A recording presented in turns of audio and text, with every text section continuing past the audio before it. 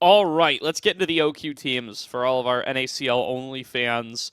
That's a weird pair of words to say together in 2025. For all of our NACL exclusive fans, If we gotta get that revenue going, man, we need more we money got on to the find league. something, dude. There's got to be something to keep League of Legends afloat in North America.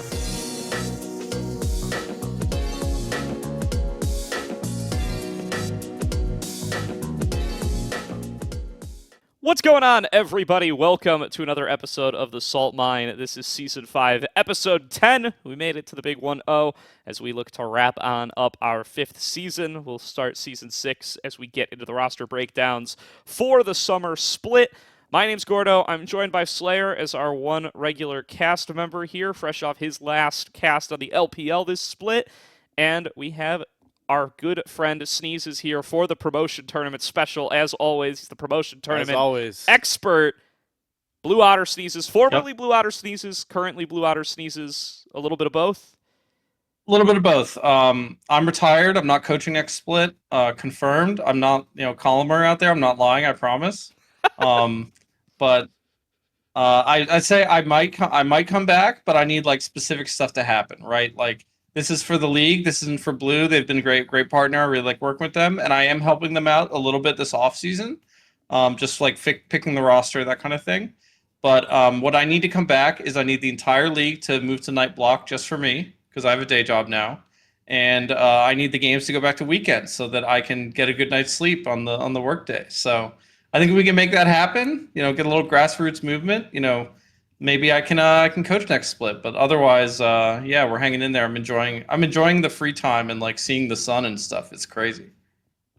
That's good. You're not the only one who needs the Seeing the sun? the weekend blocks back, so I'll definitely I'll co-sign that one. It's so weird. I like barely watch LTA now, which is weird, and it's not even.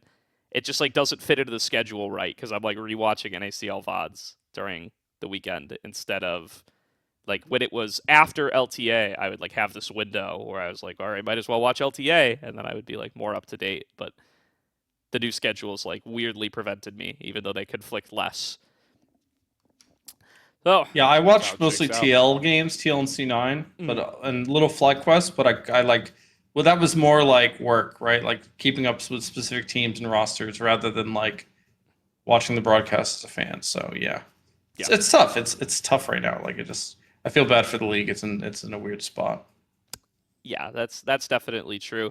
Before we get into NACL playoffs, I'm gonna do a quick bit here and Sneezes if you want, I can cut this.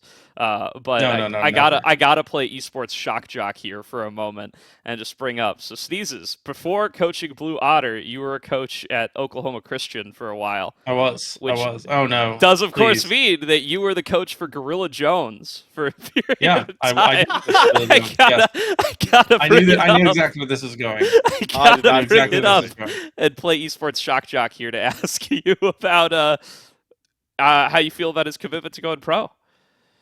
Yeah, I mean, look, um, Colin, Colin was always a streaky player. We had times where he was really good and he was really bought in and really wanted to do his thing.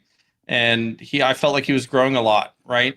I think the problem that I had with that roster is I had such limited time, right? Like my first year with them, I was just recruiting. My only player I was able to pull in was a Josu, right? And then after that, it was, the next year I got Emps, I got Colin GorillaJones, Paralysis, and oh my gosh, he's gonna kill me.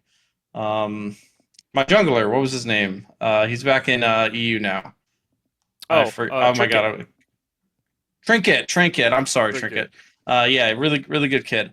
Um, but I only had like a split with them realistically because we had Trinket came in the spring of that year, and we just weren't. We didn't have the time to gel. I really wish I had like a full year with that roster because I think we could have done some really interesting stuff. But like Colin was really hardworking. He was in there every day. I had to like peel him away from the keyboard. Um, I think for him, if he's focused on what he wants to do, I think his trajectory he could get there, but not in the time frame that he's saying, right? Like I think it's fine to put out like a bold statement, but my feeling on it is like realistically, it's very hard for players in this um, environment to go pro. And it doesn't mean that I don't believe in Colin or don't think he's should be doing it.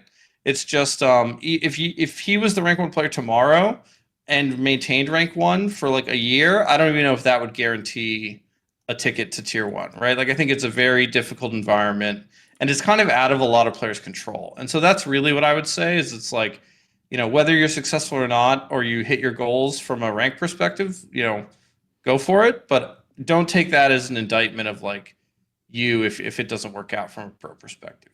That's really how I would think of it. Because there's been a lot of great players who just haven't had the chance, like Copy, good example of very strong, like top 5 for years and just couldn't make tier one. Just not his fault.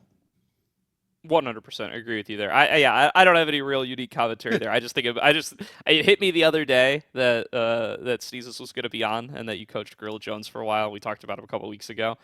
Had to bring it up here a little bit. I still stand by this guy as like the Zodiac killer of rage bait. He's I also think this is just so maybe. marketing. I mean, he could just be I think playing it's everyone a marketing. huge bit. Yeah. I still think he but is, I know dude. he was like really into it. Like I know he really wanted to do this for a long time, and I think he could do it. It could be a little bit of both, right? Like I think if he does it, great. But I do think he's like playing into it just a tiny bit. Did I think anybody else leveraging see, social media is smart. I think it's it's genius, marketing. dude. Yeah, that's what I'm saying. It's He's marketing. the most relevant tier 3 player in North America right now. There's Without no a doubt. There's no other tier 3. Yeah, and I don't even know if he played the last OQ. So yeah, He did there you not. go. He's more relevant than all of OQs if you think about it. Yeah. Yeah, it's like it's Hamza and then him and like 1 and 2, right? it's how it is that I don't know. I saw him post the other day that he's challenger in a bunch of the in client challenges. Yes, he's like number 1 Yeah. he's number 1 in like dealing over 700 damage per minute, and he's like, this is the proof that I'm doing it, man. And I'm like, there's no way you believe this. Well, the only other thing I'll add is like Colin was always very streaky when it came to solo queue. He would I would see him on a Friday and we'd have scrims and he'd be like 300 LP, and then we'd have like Saturday off or Sunday off, and then I'd see him on Monday or Sunday or whatever, and then he'd be like either 150 LP or 1K LP. Like he was always like within a week he can swing 1K LP. So it's not out of the question. It's just he's a super grindy player. He probably plays the most of anyone in the region, just raw solo queue games, and like people will make fun of it when they see him like bouncing down in the lows, but he does always tend to kind of pop back, and if his pops are higher than his dips, then he could do it. Like it'd be very funny if like 2 weeks before the season ends, he's like D1 and then he ends like rank 8. Like it would be very funny. And it would probably be like, hilarious. The most GorillaJones thing possible. And just and Colin, I hope if you're seeing this, like it's all love, man. Like I'm not trying to criticize you, flame you, any of that. Like if anything, like that would be the coolest way to do it, is like people think you're crashed out and you're screwed and all that, and then instantly like 40 game win streak, right into rank 3. So yeah, I think we'll see. I hope he does it. That'd be great. I do too, dude. We need spice in the region. Like we need dude. more drama. I think we are. I didn't watch Salty Runback segment on him, but I'm pretty sure we're the most pro GorillaJones in NA content right now. Not that that's too hard of a challenge given what some of the big creators are posting, but hell yeah, dude. All right. Well, I needed to bring that up. It was too funny not to. Thank you very much for playing along, Sneezes. We'll get into NACL playoffs from there. We had our finals, our lower finals, and our grand finals this week. Starting off with the lower finals was a 5-game banger where Conviction barely drop to Dark Zero, running their 2 jungle roster swap roster. Curious on some takes here. I think, to lead things off, I do want to say my bit first. Like, just to talk narrative here before we get into some actual analysis from our boy Sneezes. It's so cool to me how well this Conviction team has done this split. Because if you really think about it, like Darkwings, Aaron, and Manui in particular, like their story is the story of NACL. Like since it's come up as the replacement for Academy. Like Darkwings had his time in Academy, got dropped, and had to fight his way back in via that AoE team that started things off with. Aaron came in midway through the first NACL split on the that dog shit CLG Faith roster that was God. that won like 2 games all season. Manui was getting mad hate before the NACL even started that first preseason. Like, I think it was not an unpopular opinion to put that guy like 80th out of the. And he was considered the weak link on that Fear team that was so strong back in the day that everybody liked. It was like, oh, everyone on that team is cracked, but like Manui, like you know. Yeah. And I'm not saying I feel that way. Just that was the narrative. Well, right? and even before, even like the Manui take on Cincy Fear, it was like he would already like smashed expectations for people to be like that, right? Like if you go and watch some of those preseason power rankings videos, I bet even ours. I haven't rewatched ours, but I bet if you go back to audio only Salt Mine with Bonfire and Yarko and listen to what we're saying about Fear preseason, while we all have them ranked like bottom 3, I am sure there's some like. It was not an unpopular opinion to have Manui like 80th, right? Like this guy's gonna be the worst player in the league, and he blasted through that immediately and has just kept on blasting, and now as a support, I think is like truly like top 3 to his role. It's so funny, you know. You mentioned like the old Manui blasting. That was a different time here at the Salt Mine, everybody. All right, this was also within a very similar time to the famous Bonfire Scary Jerry rant, the split before. This is a full split before that. Yeah. That was before that, but then like we're not far away from the Bonfire. Scary Jerry is by far the worst marksman in the NACL before him and Zyko. That was right before they did their I mean, they were not that first split with Maryville. You remember, I was in the league. I was in Team Fish Taco. Yeah. Me, Maryville, and TFT were fighting for the last relegation spot. Mm-hmm. We were both like tied going into the last week, and they won their game and we lost ours.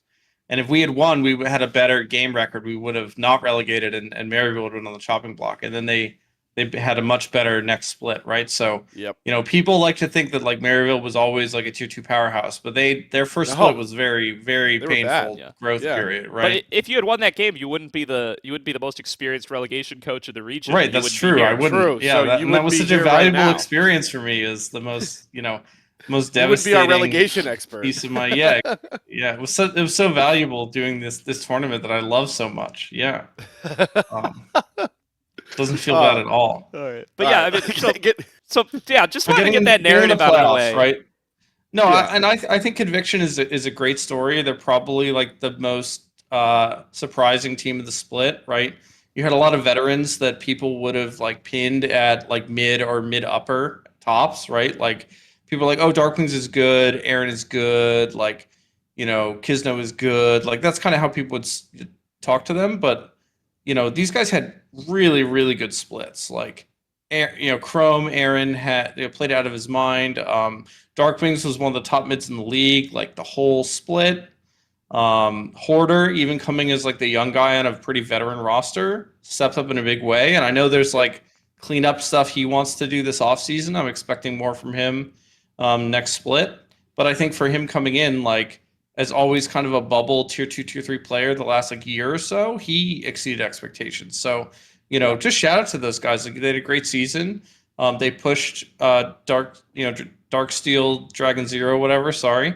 They pushed too many names. They pushed them to 5 games and they had to sub out the jungle, right? Like that's King Kryra came in and had to like settle it, right? So I think if they don't make that change, they're in the finals. Yeah, that was my biggest takeaway from the series. I'll talk about it in a second because we're kind of Conviction leaning here and like looking back on their split. So I'll say my piece on how I felt about Conviction, especially this series and kind of like an overarching theme. A lot of the time, we're talking a lot about, especially before we went on out here with Sneezes, like what he looks for to try and make somebody a tier 3 player, to make them a tier 2 player, to make them a tier 1 player. I like to think about that sometimes from like a team aspect as well. Like what makes you, and I think like cohesion in decisive moments is like a huge thing for like these tier 2 teams. I think outside of the obvious picks of like Luminosity is very good in these like decision spots, or like the original Dark Zero Dragon Steel roster, right? Like the full blown UG Maryville roster was really good in these decisive moments.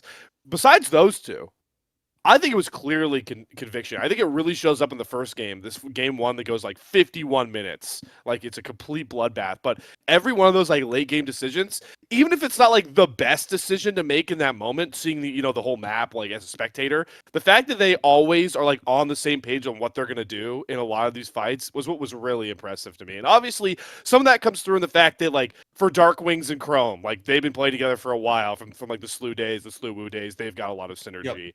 But knowing like what you said about like Hoarder, who comes in and play as like a tier 3 to tier 2 finally guy, gets to, like middle of the pack. Kisno was wildly impressive to me as well as one of those like leaders out of the jungle. That like decisiveness in those tough moments, constantly again and again, was what got conviction over the hump in every one of those close games to me. And it was by far my biggest takeaway for conviction is like they now dethrone the Blue Otter like the Blue Otter very like awesome summer split run they had from an aspect of like a tier 3 to tier 2 team that isn't a collegiate program. I'm docking the collegiate program, so you can't say like Maryville, but like a tier 3 org that's come up to tier 2 and then made a statement playoff run. It's really cool just within a year's time to see like the Blue Otter run that Summer had with all those guys that were in a very similar spot going into their split where it was like these guys are good, but like can they be great? And they were able to make that run. Now we've got conviction like one-upping it from a sense of how far they made it into the bracket.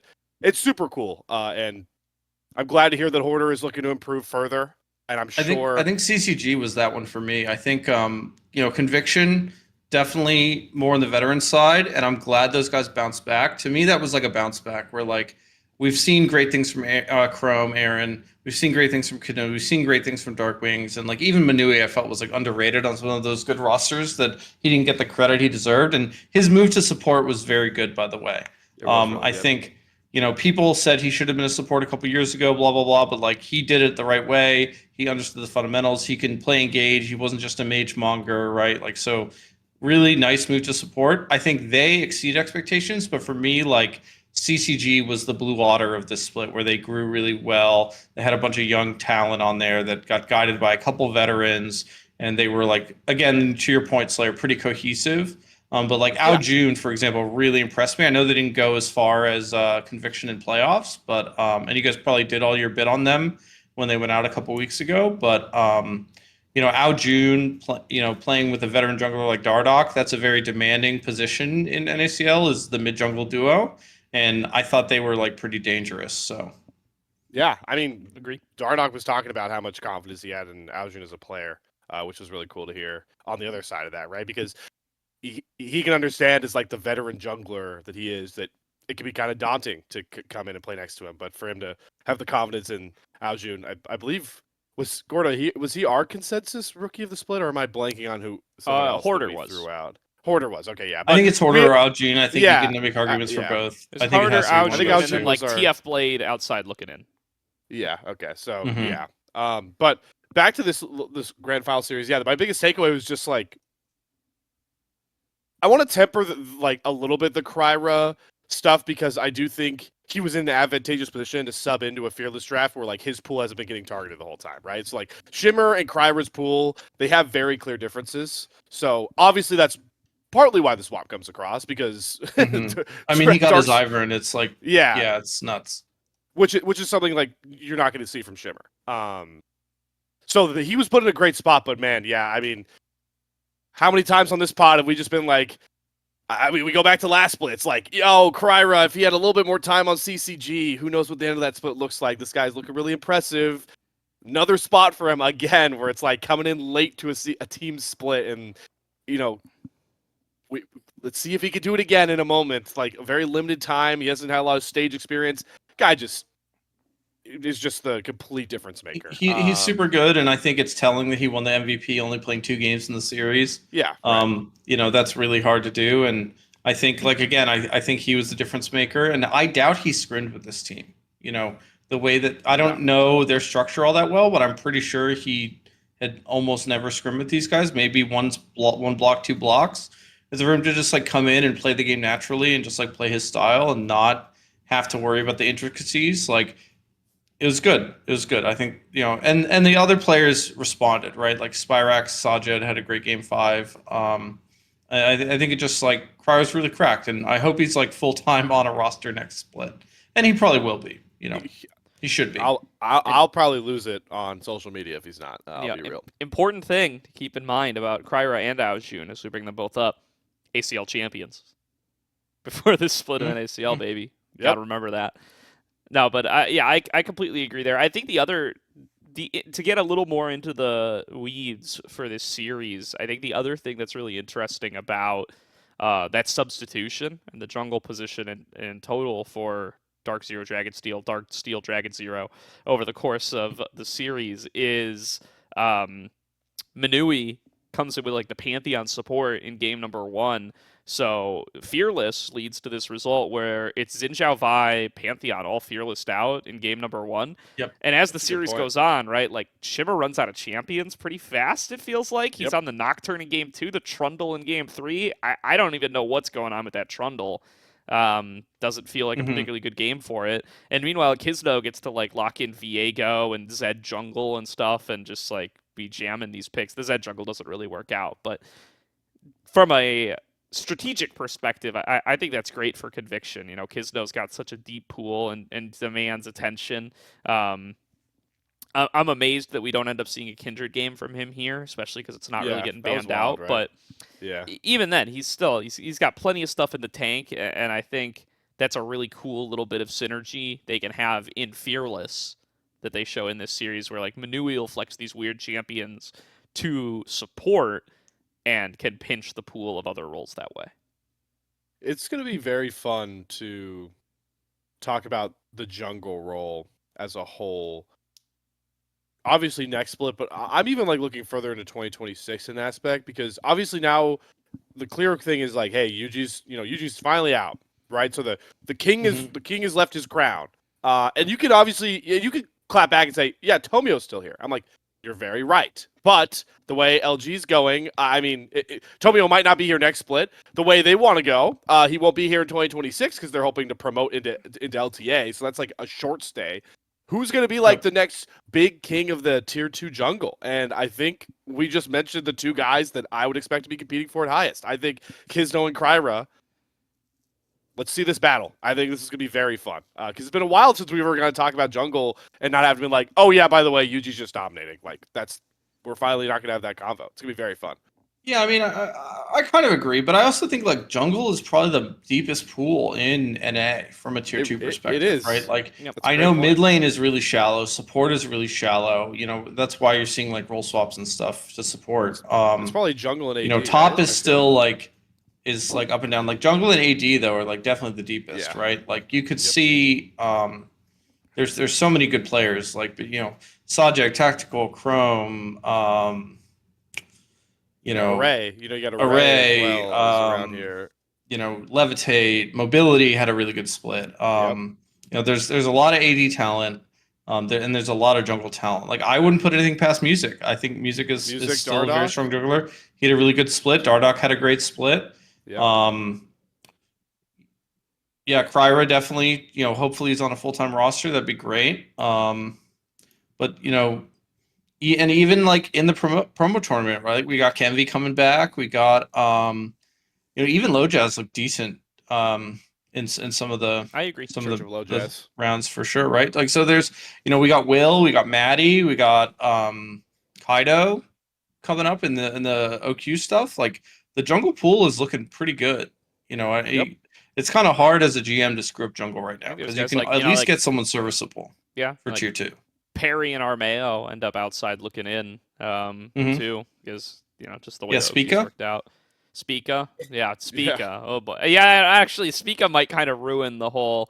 We're not gonna have a clear number 1 jungler next split. Well, okay, but even that might be temporary, right? Like, I think, I think, like, I don't want to do like a whole thing on NA, but I think like their structure is kind of funky. Like the way their roster looked was. All their pieces are good, you know, and maybe like support was a challenge because they're swapping players and stuff. But we didn't even mention Sushi, by the way, for AD. And we didn't mention Sushi, right? Again, and yeah, so it's a really I think I would love to see how Spica looks on like a different roster. I think it'd be really interesting because you know, my like hot take of the split is definitely like Poe Belter was the best player in Yes. tier 2, and I don't think NA looks nearly as good without Poe Belter. I would highly Well, I agree, agree with you. for the NA part. I mean, geez, man. I Doesn't feel mean like I. Speak is bad. It just means I want to like see something else, right? Yeah, but I mean, I just feel like we've been saying that about Spica for like 5 years, haven't we? Like every split with Spica, it's like, man, I'd love to see this guy on another roster. Like from TSM to Well, I second. think like tier 1, tier 2 is different, right? Like I Yeah, think absolutely. you can get away with a lot in tier 2 from like a roster function, like dysfunction perspective. Yeah, completely agree with that. I don't know. Any other big takeaways from Dark Zero versus Conviction? I just think it's good series, damn good series. Conviction should feel very good walking away from that one. I think like the last thing I'd take away is, shout out. Well, I guess you might say this later. I'm spoiling it if you are Gordo, but our most valuable prospect, Zamudo, shows up. Like this guy in game fives, just a maniac, right? Like this is another game 5 Gangplank game, right? Like where he Yes. played, he got a game 5 Gangplank. Sorry, in CLOL, the first time they played Old Miss, in the upper finals, he pulls out this Gangplank. By the way, it does the exact same thing against Conviction, where it's like he locks this Gangplank. He's just like this time around though, he like draws all this attention. Like they're constantly ganking him because they're afraid of like a 3-item Gangplank at 25 minutes. Because he just always can farm up like a maniac. He draws all this attention. Spyrax gets to succeed off it. It's cool to see that when Dark Zero Dragonsteel has to obviously like shift around Kryra, they're moving around some of their other pieces as well. That those like veteran solo lanes still come out, and they kind of just like warped that game and really made it unplayable for Conviction. That they really just couldn't get comfortable. And it's cool to see that another Gangplank game comes across to do that for Zamudo, and Spyrax kind of just nukes that entire game. And yeah, Fun fact. This is like a soft, like not a leak, but not a leak, because it's after the fact. The week of like one of the weeks during playoffs, someone who had Dark Zero as an opponent asked us when I was doing an in-house like a scrim team, with like maybe some Blue Otter people, maybe some other rosters, like kind of shuffling people around just to keep games going. And we were asked specifically to run games with Gangplank so that they could prep for Zamudo's Gangplank. So not saying it was Conviction. Might have been, might not have been. But everyone's like paying attention to this guy's champ pool, and you have to account for it, or he'll just run you over. 100%. Makes sense. Makes sense. You got to find somebody to play it, and not many gonna play it exactly like he does. That leads into a little bit of an underwhelming final, I'm not going to lie, where Luminosity take a 3-0 over Dark Zero Dragonsteel. They run Kryra the full series this time. He doesn't play badly. I don't think... It's hard to look at anybody on Dark Zero and say they played particularly badly. Spyrax ends up a bit gapped, but I think that's more on Insanity just absolutely popping the hell off in this final one. I think that's the big takeaway from this final series is Insanity on form, looking like he wants to go back to LCS. Yeah. Unfortunately, it won't be there. Only LTA. Yeah, but in a split, like where we came in, like again from a Salt Mine standpoint, if you've been with us loyal the entire time, we came in and we were like, hey, listen, Insanity in tier 2, kind of absolutely disgusting. And while then we get into the split and. I think they had growing pains week 1. It was a little head scratching some of the positioning or choices on the map I saw, especially from Insanity.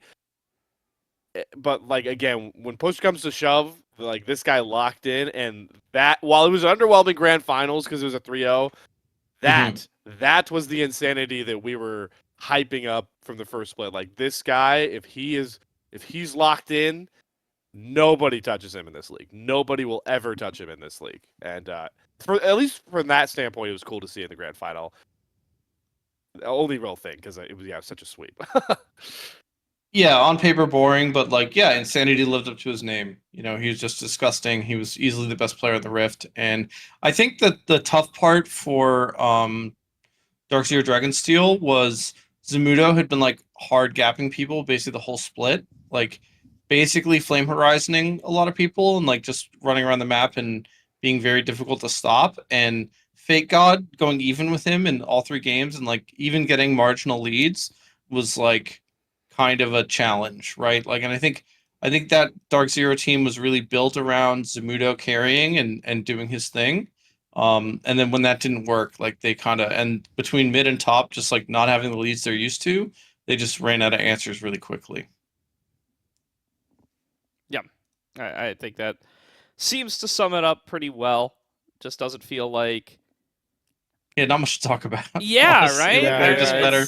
And it They're just sucks better, because man. it's our final. But I think the That's better back-to-back story here, splits, the better right? takeaway With here is we got a mid-split promotion in Yuji, which I think is a dub yes, for the tier 2 scene to finally get Yuji on up there. It sucks that it kind of collapses our final a little bit, but also better that it happens now than as a mad scramble for players right before Worlds and therefore like collapses the promotion tournament and stuff. Um, also Mhm. glad that it second, doesn't cost Maryville a CLOL title, which was yeah. a legitimate discussion going on Yeah, for a yeah, little bit. Is like yeah. there Congrats, was, by the way. yeah, folks were thinking like might not just be Yuji, and if it's not just Yuji, will Maryville even be able to field a team? So the fact that that is not what Hmm. happened, very very good. Think It is. It is the second final though sweep. yeah. We ended summer with a sweep too. Think So the final is a sacrifice we made to put Yuji in LTA. It feels like, and that's okay. I'm okay with that sacrifice.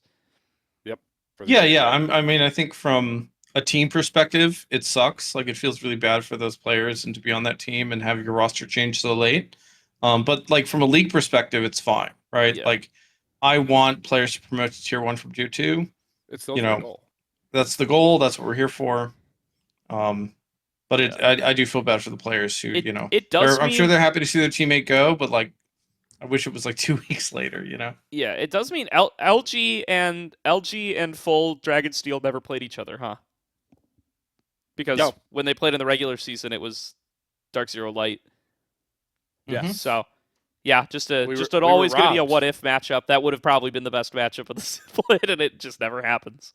Um, so such is life. And I think it's a spring thing too, right? Like, Yeah, um, we Totally. saw a lot of, I'm not going to get into specifics with teams. But we saw like budgets contract, teams kind of hunker down a bit, and just rope a dope, like hang around the middle of the pack. There's a lot of competition in the middle of the pack too, and I think teams might pivot strategy wise summer and just like if they have any capital, throw it at the wall to try to get into LTA.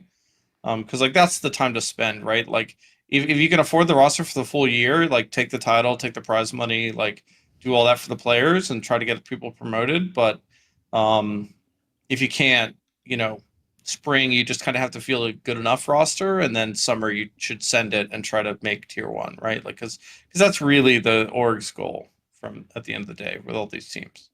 yeah. So If we're still anything that looks like this next year, I would think there's something to be said about you got to give something other than prize money. It feels like for spring, like or at least you need to. There Well, I needs to think be an incentive structure that doesn't. what was, wasn't the original goal for it to be a spot in the tier two international? That was the original. That was the original Um, hope. What yeah, I think we got I one think. tier 2 international. Yeah, Yeah, but I think which was fun.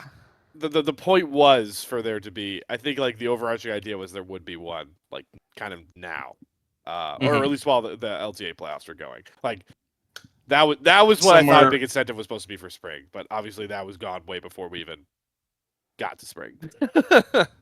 Yeah, pretty much. Somewhere around like MSI time or like before between like playoffs and MSI, like yeah, who knows?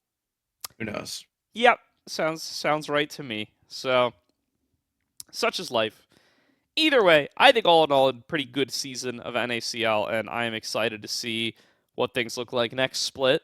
And part of what things look like next split is going to be based on this promotion tournament. So let's get into the thick of it. Let's introduce our 6 NACL qualifier teams.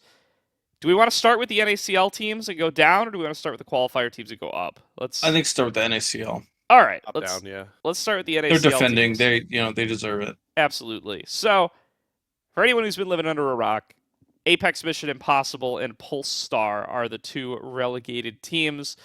Let's start off with Apex Mission Impossible, probably the team with the better chance to be able to defend their spot. This roster is Decoy, Low Jazz, Phi Mini, Baz, and Pocus, as they have been all season long. No swaps. Too late for swaps, as a certain Polestar roster has learned. And going to be looking to defend their spot here with these 5. How do we feel about their split, and how do we feel about their chances? I'll start. First off, I will take a little umbrage with saying they have a better chance. I actually think Pulse grew quite a bit during the year, and if you look at their last 2 series, they had a decent showing.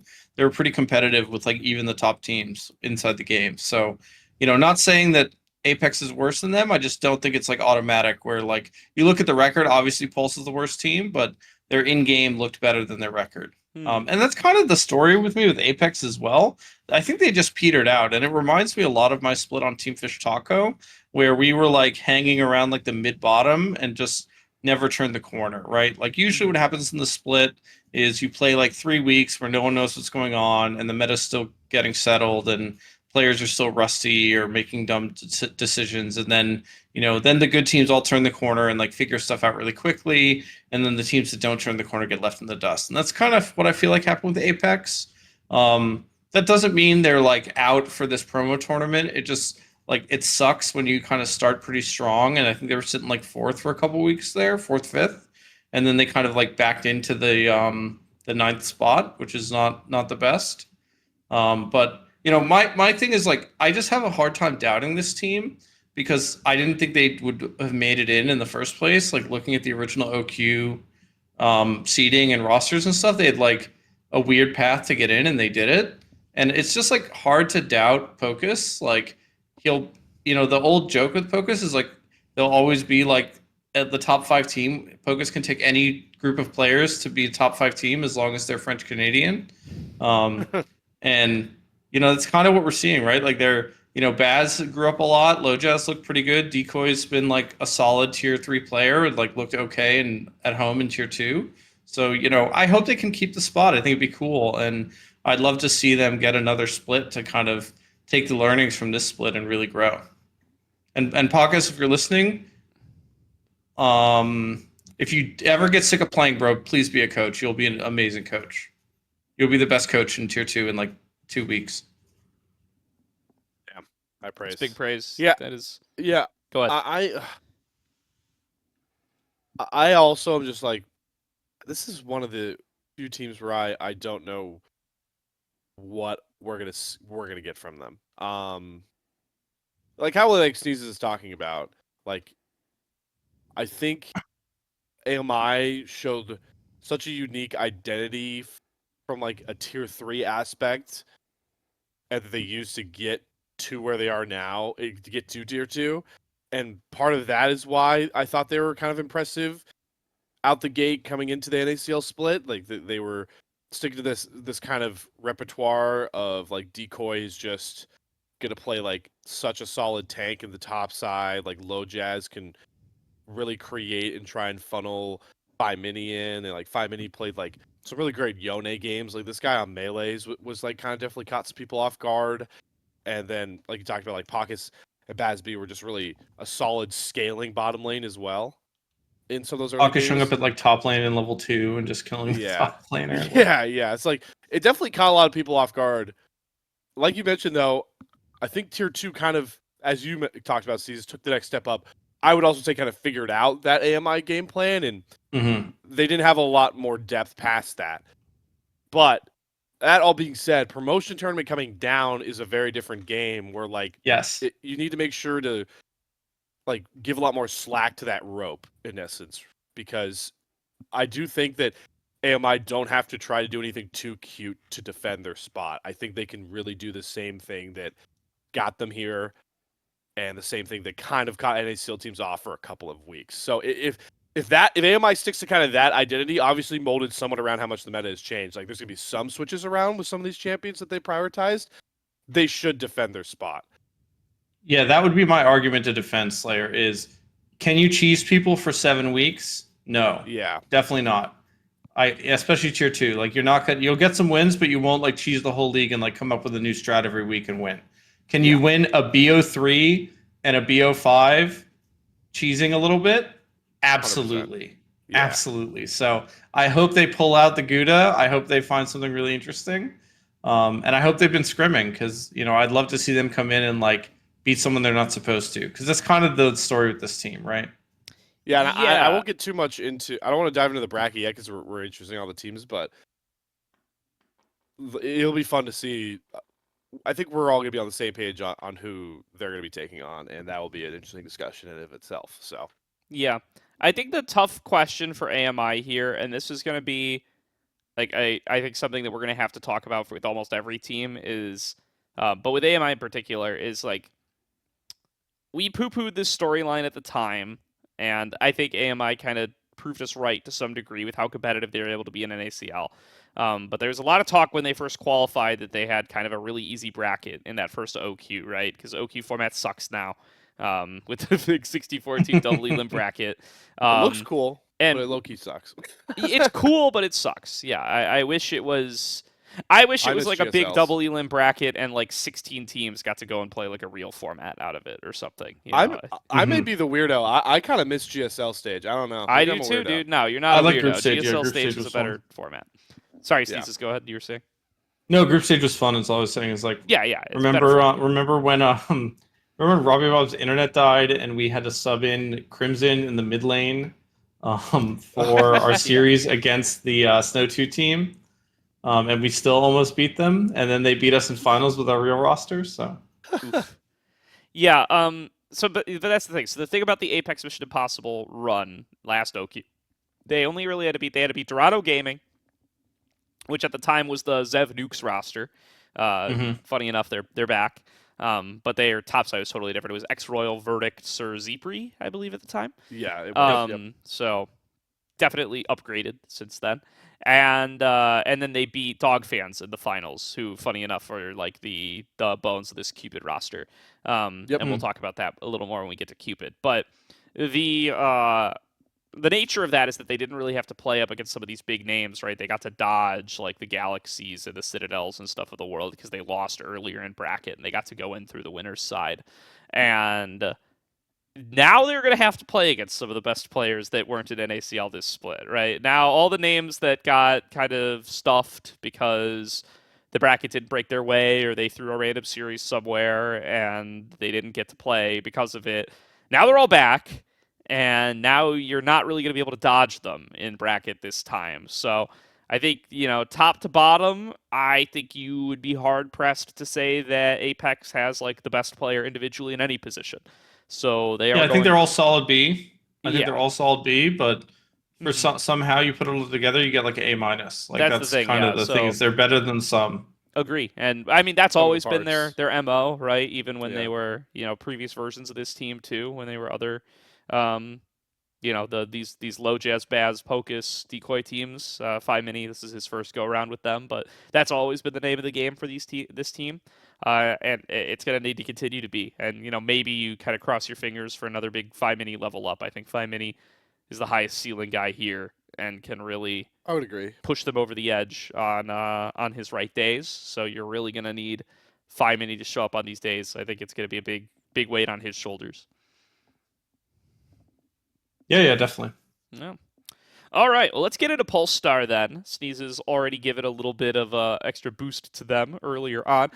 Same roster: Dr. Calculus, Bio, Adam, Hub, and Tubbs. Tubbs being formerly Brorudo, for those who aren't in the know. Coming on in after an 0-9 split, but a better 0-9 split than I think you may have originally anticipated pre-season. I think it's not... Everybody would have ranked them 10th, but I think they won more individual games than a lot would have expected, and they looked more competitive in a lot of individual games than a lot would have expected. Yep. And their last 2 weeks were good. They could have taken some of those series. Like there was a 50-minute throw Like they were in the driver's seat in a lot of those games. I think people expected them to like never have a lead, like not take a Rift Herald, like don't take like really bad, and they were just like pretty bad, you know.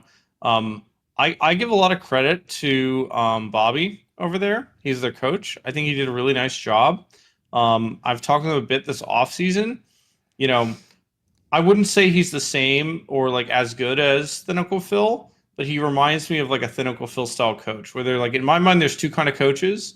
There's like game day coaches and teaching coaches, and Phil is definitely a teaching coach, and I think Bobby is a teaching coach as well. So he's very good at articulating like how the team should think about the game as a unit and getting them on the same page and like making them more functional. And I think if the split was like 2 more weeks, they would have been much better.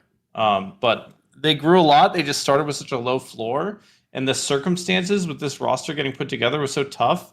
I think it just made it hard for them to be successful. So Yeah, I mean, so much was going against them. Also, funnily enough, you talking about like the coaching stuff and shouting out Bobby. I found it funny. Maybe this is a bit of a salty thing to say. I don't really care. Going on the Leaguepedia page, the little fandom page, when like this roster got announced as polls. Bobby was not the original listed head coach. There was a 4-day window where a certain castaway of Tier 2 League of Legends was listed as the head coach, and I chuckled when I read see. that. I read that. Yeah. I only really look at the rosters on the wiki like mid-season. So Yeah. shout out to the wiki people for putting in all the work. Especially with the OQ stuff. Like, Miliana. God bless you. I don't know how you guys do it. I think it's Millionaire Quest, right? Yeah. Million So- Quest, and I I think wanna throw up in there's somebody shade. else now too. Somebody else is helping out. Okay. Quest is like pseudo retired, I believe. He's doing it less these days. Props. Good for you, Quest. Proud of you. Props. But yeah. But not to say the players, right? Like, I think Bio and Adam improved as the split went on. Hub looked decent. Dr. Calculus had good games.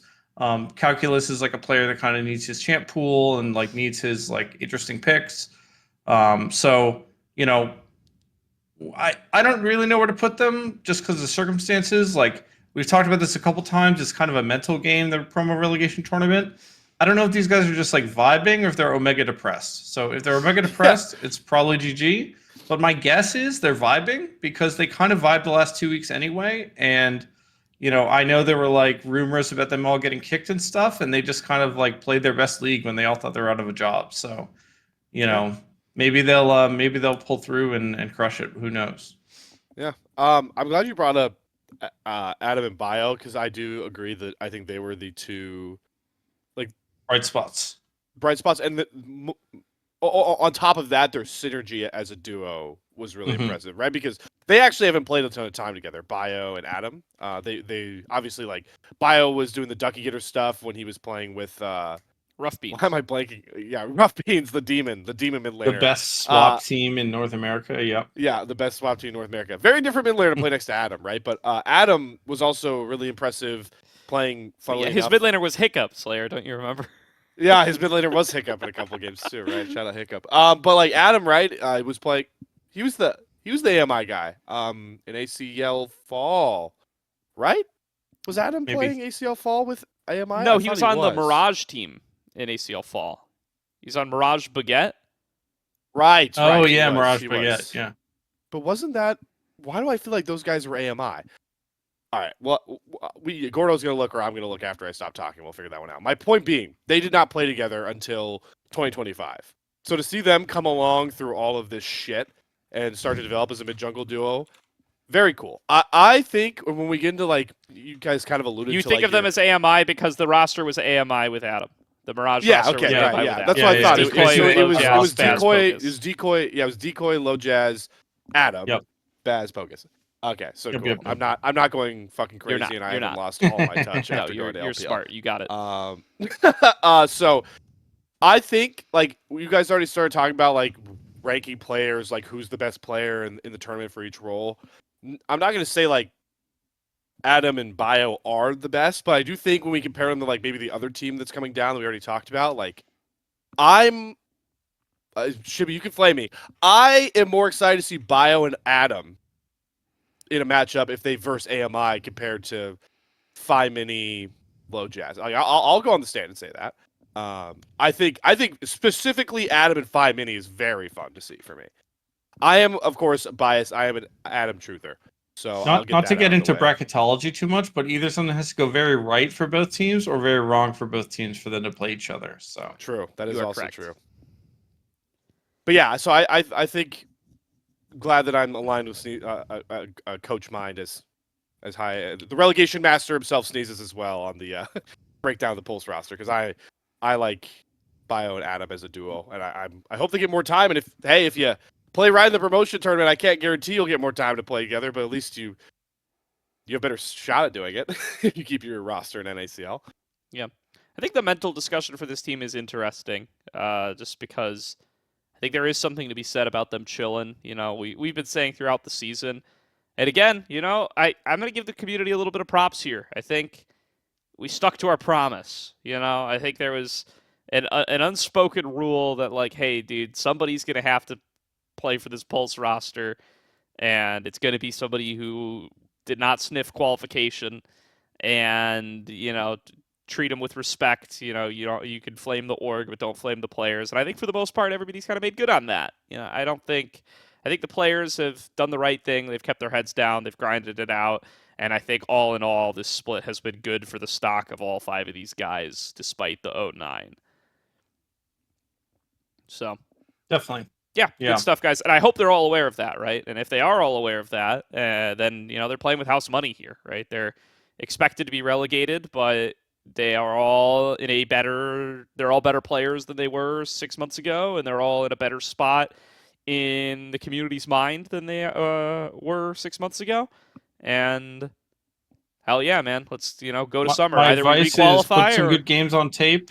Yep. And then be very active this off season, right? Like go to the in-houses, DM people, try to get on rosters, try to get on tryouts. Like stuff's going on right now. Like you're probably scrimming, but you know, the off season is not like, you know, a couple weeks away. It's like already happened. So I think you know, hopefully you guys keep your spot, and hopefully you know, if you do, Pulse runs it back because I think it'd be cool. You know, I don't know what Pulse's plans are post promo. But put some good games on tape, hang in there, and just play free. Just don't worry about it. You know, the results are the results. Just have fun, enjoy it, enjoy time with your teammates. You had a very, I'm sure you had a really storied split inside the team. So just remember, you know, you're playing for the guy next to you, not for the org or not for your own career. Good advice. Good advice. All right, let's get into the OQ teams for all of our NACL only fans. That's a weird pair of words to say together in 2025. For all of our NACL exclusive fans. Hey, we gotta get that revenue going, man. We need more money. We gotta in the find league. something, dude. There's gotta be something to keep League of Legends afloat in North America. For You can start selling calendars. maybe Calendar I'm angle. gonna put that in the back of my mind for Salt Mine sponsor revenue. But especially because the OQs were not officially streamed this split, maybe some folks are gonna be a little out of date on what these rosters are and what they did coming on through. So luckily, we've all had our ear to the ground at least somewhat and could chat about them here. Let's start off with the upper bracket seeds. First things first, Dorado Gaming. This roster revamped from their previous OQ run. They are Ariana, Kaido, Shochi, Fatikan, and Mixture. And I would be remiss to not say that Kaido is the alter ego of one City Witty. The rebrand, the Yep, retooling, whatever adjective you want to throw out. I like the roster. You know, I think the name that people won't know here is Ariana. Really, really good player. This is like could be the best top laner in this tournament. You know, probably still leading Philip. We'll get to Philip, but had a really, really good split in OQ and really surprised a lot of people. There's a reason they're on this roster with all these veterans. You know, Kaido, Shochi, Fatikan, Mixture even. And I think this is like the player to watch. Like, don't get me wrong, I love City Witty, I love Shochi. You know, Fadi's been playing really well. He played really well on ISU. But this is like the X Factor guy is Ariana. And I think if he has a crazy tournament, this is like a really good look for this team to qualify. And even if they don't qualify, I think a good chunk of these players are getting tier 2 looks again, which is great. We want players back in tier 2. If they drop down, we want the players from tier 1 to come back. And whether you do it with your team or through the roster attrition process, like either way, as long as you're back, that's what matters. I think talking about Ariana first is really interesting because I came into this thinking that Ariana is the X factor for this roster in the sense that and Gordo's gonna preach. I will go into it much because I know Gordo's gonna preach about this bottom lane, but like right now, Font kind of mixture. Even in the promotion tournament, like what you're getting from this bottom lane. They are really locked in together. I likely seeing them continue success of coming out of lanes ahead. Shochi is what you kind of alluded to, like we talk about players that might be back. Shochi looked very, very good, especially when this Annie pick came around in the meta. Post Korea really Shochi is looking really good. Yeah, really good. So I think you're going to get out of Shochi in the mid lane. So as an opposing team, it's like, where can we explore getting our own leads, or like what lane is most volatile in this matchup? I think it's always going to be the top lane. Not to say that Ariana, like what you're talking about, isn't really good. Played really well in this promo tournament. I was really impressed by Ariana, especially went up against Dragoon when they played Jolly Rogers. Kind of just slapped Dragoon around. But that's the thing, is volatility goes in two directions, Slayer. Yeah, it can be, maybe you think you can exploit that, but if you mess up, if you lose, if you're ganking top and he wins the 2v1, the game's now over. You have a demon on your hands, right? Like that's the thing with volatility is top laners, especially if they can exploit volatility. Surdy was always very good at exploiting volatility and just like turning a bad situation into a good one. So I'm kind of thinking like that's the comparison player here. And I don't think he's like a polished as Surdy or anything like that, but it's like the kind of way they play the game. I want to see like those explosive games from Ariana. Yeah.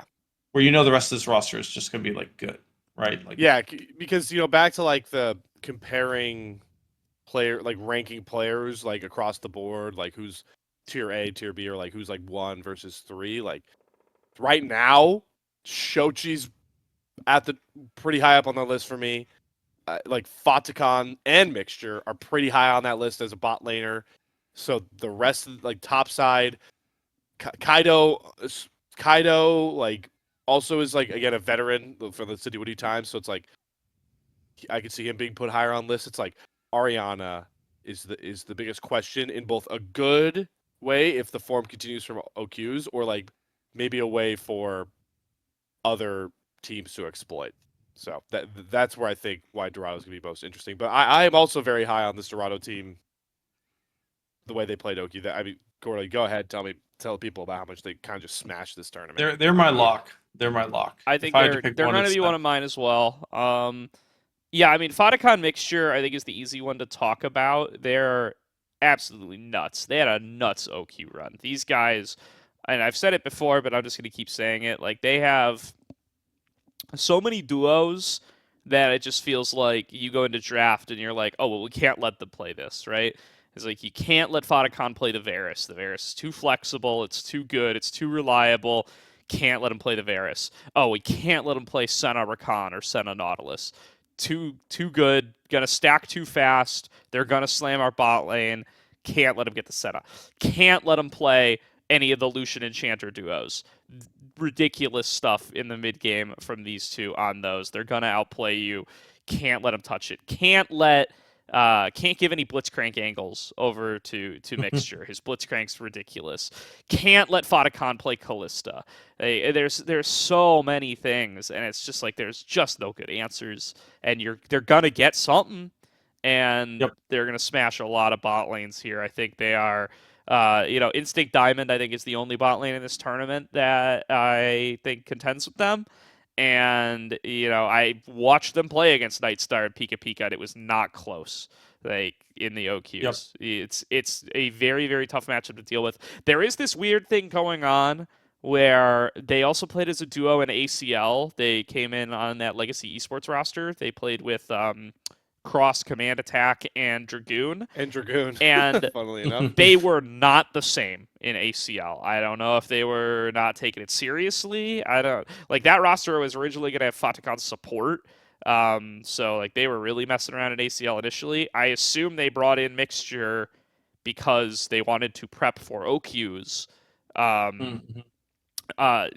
This duo never showed up in ACL. They came and they lost lanes to what's his name? I can't even remember this guy's name. I apologize, my friend. Doc Duna. They lost to Doc Duna's Soraka bot in yeah. playoffs to get That's eliminated not from a fair ACL. comparison. The Soraka bot is broken. It is, but like, Well, it's shit. Low key is If though. you're Like, I'm not hey, even trolling, bro. hey, promo teams, lock in. Well, don't worry, they If you lost can to- play it, if you know how to play Soraka bot, and you need a win, like game 3 BO3, play Lock Soraka it. bot. Listen, they don't worry. It's full fearless at ACL, so they lost to a regular bot lane too. You get to third Drake, and you throw all your skills, and then Soraka heals your whole team to full, and then you have no ults, and the other team has all the ults, and it's cooked, man. Like that Well, champ shit. is. Yeah, we're fucked. Yeah, the champ is crazy, man. Yeah. Yeah, it's just been a tough run for them. So I don't know what it is about this bot lane. I think I'm making that up, by the way. It was UCI that lost to Doc Duda Soraka bot. So my bad. I'm lying to them. I'm lying about that. But they are losing. It's to, still like, OP. I don't. It is still OP. I agree with that. But yeah, they're I just losing to feel- yeah, Draven now- Baka now I'm Lighten. They were losing to Draven Baka Lighten reset from Foxtrot. They get 2-0'd in that series, or 2-1? 2-0'd? 2-1. They get 2-1 in that series. They just didn't perform very well in ACL playoffs or an ACL Swiss stage or whatever stage they were at when this duo came in. I don't know if they were phoning it in there or what. I struggle to call it inconsistency because when the chips are down and you're playing OQ matches, they have been rock solid. So it feels weird to point to them with 3 different players and be like, oh, but they're not always. Yeah, it's just not the same deal. But just a thing to call out. Kaido and Shochi, I think both get to play slightly different styles than we have been used to from them, or at least that I associate with them. Like, Shochi's a lot more supportive this OQ, playing a lot more of the Annie, a lot more of the Galio, and I think it's just because he has such strong side lanes that he feels empowered to do so, and he looks very good in that style. It's not something I traditionally associate with him, but he looks very, very good in it. And the fact that Shochi's doing that also kind of opens up Kaido to play his Kazakhs and, play a little bit more. He gets a Hecarim game in there. He plays some more aggressive, some more hard farmy, some more solo carry stuff. He gets a Kindred game in. He gets a Viego game in. They all look good. So very, very good stuff from him.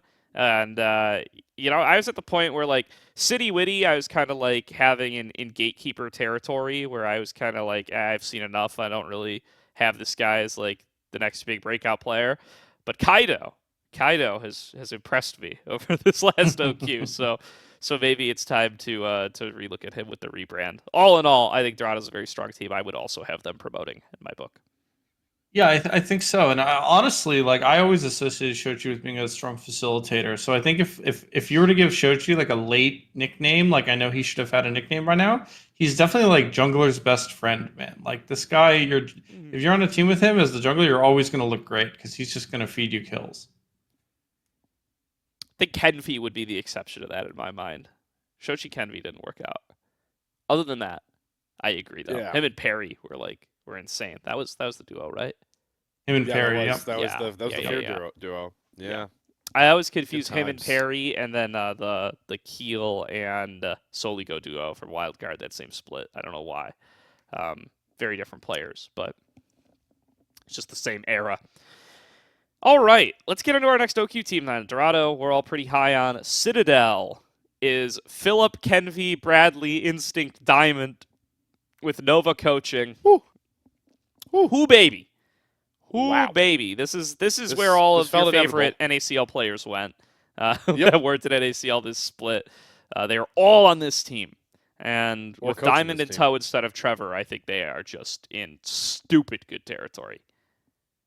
Yeah, let me think about this. Yeah, no, I'll say it. Diamond is the biggest smurf in this entire promo tournament. Diamond is like, I think Diamond is crazy. I mean, I always thought this is the same. He's not. It's not like he's a different diamond than the one I remember terrorizing the NACL.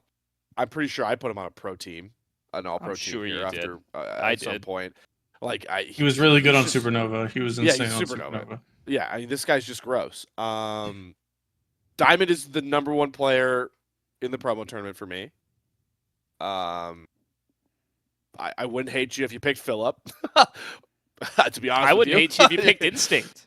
Yeah, I wouldn't hate you if you picked Instinct either. I'll pick Diamond or Philip. Even Bradley's a candidate. I'm a little lower. But yeah. I think Bradley's good, but I don't think he's the best player in the tournament. Agreed. Yeah, so that's my main thing. Everything has clicked for Citadel. I don't know what wasn't clicking the first promo tourney run. It didn't work out. That can was happen two in the players different too. qualifiers. You got to remember that was Oh, yeah, Armeo well, Trevor too. Yeah, true. Yeah, it's true. So they've reloaded, and yeah, this I don't have a lot to say because like this is my NACL lock. I don't really want to spoil how I think the bracket's gonna go too much, but this team's gonna have to really turbo throw or be on the wrong side of the mental game in the promo tourney to not be in the NACL next split, in my mind. Yeah, and I think they have too many veteran players to just like get caught napping, right? Like Yeah. Kennedy's been around, Phil's been around, Instinct Diamond Brad. Like there's no piece of this roster that I would think like, oh, here's your wedge in, here's your way to exploit. Honestly, the only thing that can keep these guys down is like, this isn't a criticism. I just think Nova's like unlucky as a coach and as a manager. Like he's had like some of the worst luck just organically I've ever seen with like the nightmare stuff and then like some stuff with roster formation and other stuff. Like I just think this guy's like should be in a tier 2 team, like solidified and building these type of rosters for tier 2 orgs. So, I hope they get back in. Like props to Nova, he's done a good job like grinding it out. But it just like he's been very like unlucky and it's not his fault. So I just hope that they get lucky this time because he deserves it putting a roster together like this. And he's a guy that's very well respected by these veteran players, and that's why he can go build a roster like this. Yeah, and also, they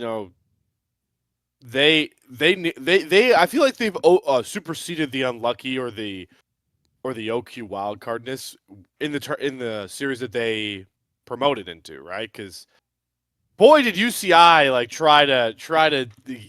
They were so close to doing the classic tier 3, right? Like that Kog'Maw game from Gorica, like quite was that close to 1v9ing that entire matchup. Not that I didn't think Citadel wouldn't have, if they somehow fell to UCI, get back here, they'd still be here. But like you're talking about, the bracketology can get you, man. We saw in the first one, people got by the bracket. Yeah, like so you're the unluckiness for Nova, and also just like getting over the hump of the tier 3 demons is like I'll call it that.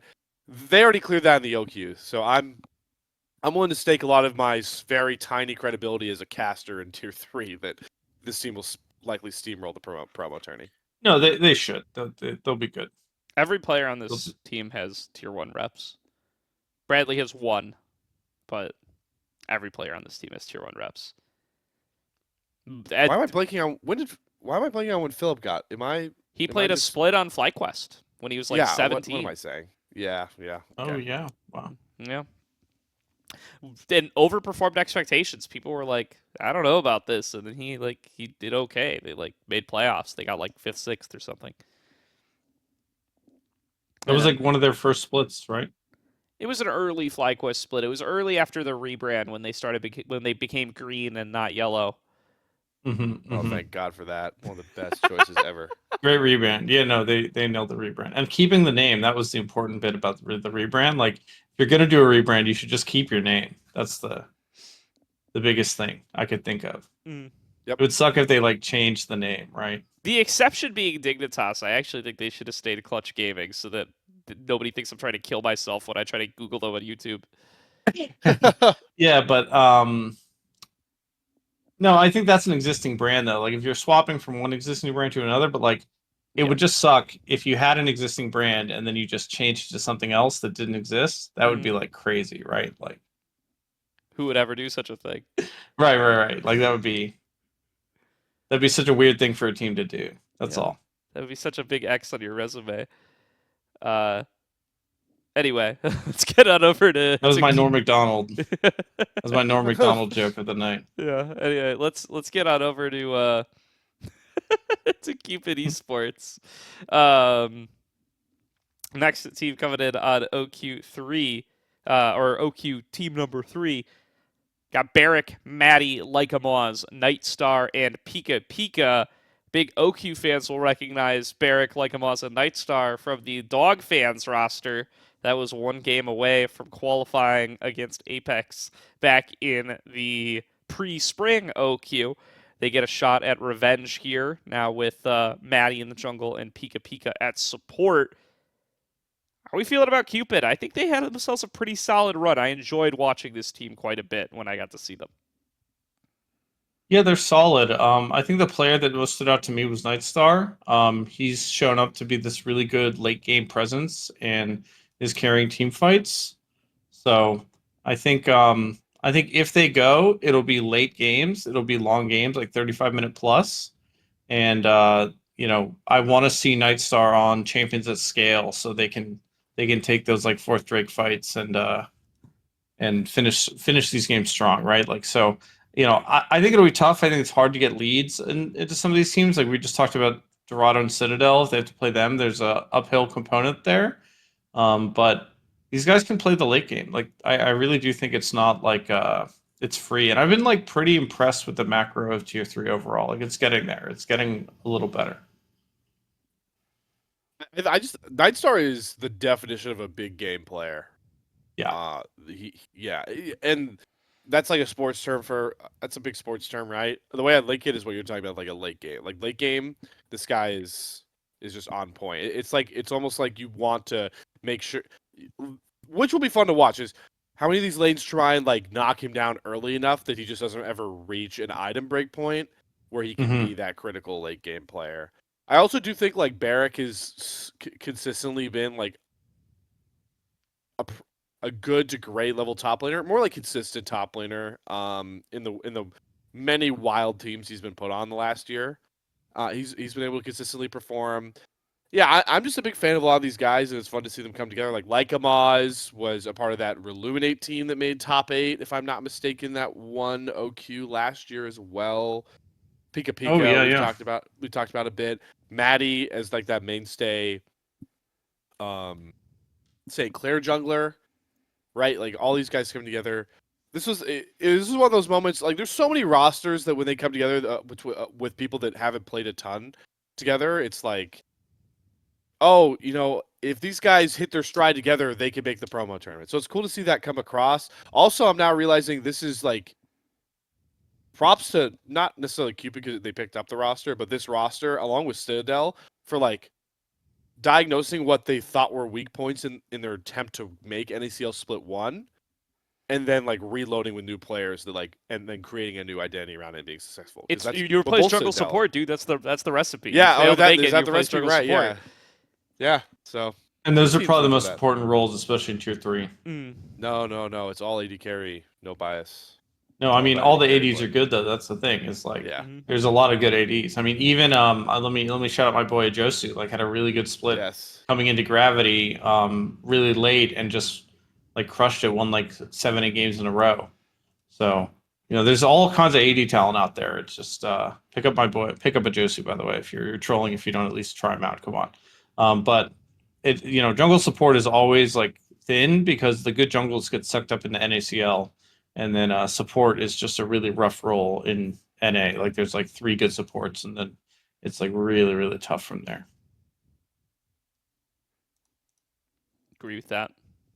Yeah. So, yeah, big underdog for me here. I think pretty unlikely to make it in my perspective. I would expect it to be either a team keeping their spot or the Dorado Citadel teams, personally.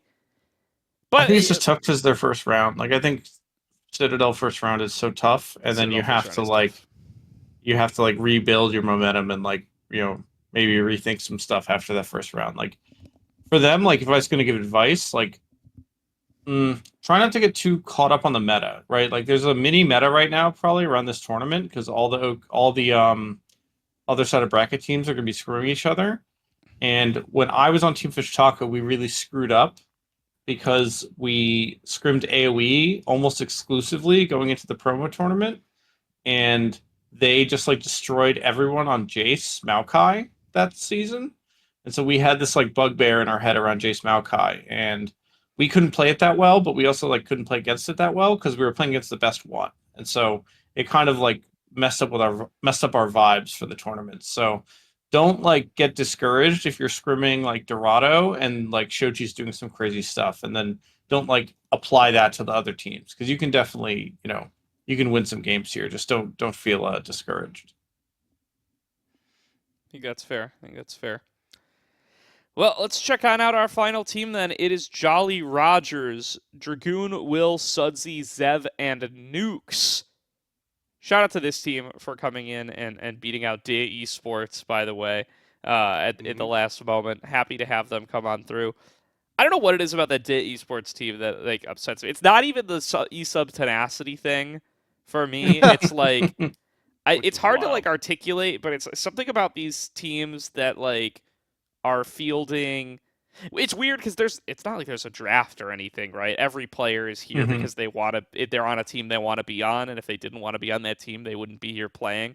But there's something about these teams that are like formative players who are like pseudo-retired or like would 100% not be playing on this tournament on another team, or that like have not been trying to make NACL for a while, that like rubs me the wrong way. So I'm glad that Jolly Rogers were able to make it here and that it isn't like that Perry Cat Evolved roster. Yeah, I mean, it feels bad to like mercenaries so late in the season, right? Like if they were all in the roster the whole time, it's one thing, but to like come in for like the critical series, that's when I think, I get it. I don't mind it that much. Like you see it sometimes, like it's no big deal.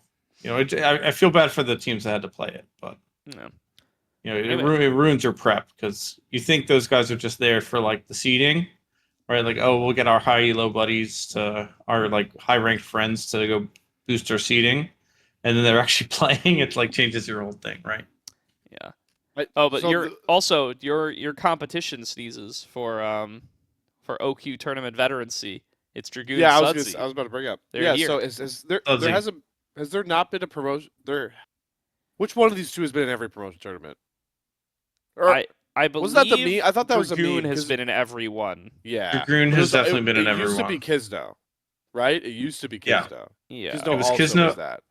Because they tweeted at, I think he tweeted at Kisno, he's like, or somebody tweeted out like, is it a real is it a real promotion tournament if Kisno isn't here? Because it was his first time not being in it. Sudsy's been in his fair share as well. Well, yeah, I think has qualified the most times and has and has never gotten to play. Is it 3 or 2 for Sudsy at this point? I think Sudsy has qualified twice. He qualified what was the Snow 2 roster that he was on with Tony Top, Team Tony Top or whatever. Team Tony Top. And then they had to forfeit the spot. And then he qualified with Mirage Alliance and got replaced by RJS. Yep. Yeah. Sudsy, by the way, only 2-time ACL champ. Only ever. Oh, wow. There you go. Only ever. One and only. There you go. The king. League of his own. ACL king. Promo tournament king. I just want this guy to get to play at ACL, dude. In a split where we had 5 rookie mid laners, Sudsy still doesn't get to play at ACL. Get this guy in there. I don't think this is the team to do it, though. I don't know. I think it's tough. I like the top side a lot. I think Dragoon is a really volatile top laner, and when it goes face up for him, it's really good. And that's why he's been in this promo tournament so many times, because he goes into tier 3 and just like goes up 40 CS on everybody. I think Will Sudsy is a really interesting mid-jungle. I know like Will has been working on his game a lot and has been thinking about stuff even from his time on Mirage. And Sudsy's just very solid. Like Sudsy reminds me, they play differently, but he reminds me a lot of Robbie Bob style player who's just going to like play his game, be very consistent, not give up very much, and not make a lot of mistakes. So I think it's interesting. You have like a volatile top laner and like a very stable mid laner. And then the bot lane, like if Zev Nukes play really well, they got a shot. And if they don't, there's some really strong bot lanes in this promo tournament. So I think that's like where the pressure is for this roster.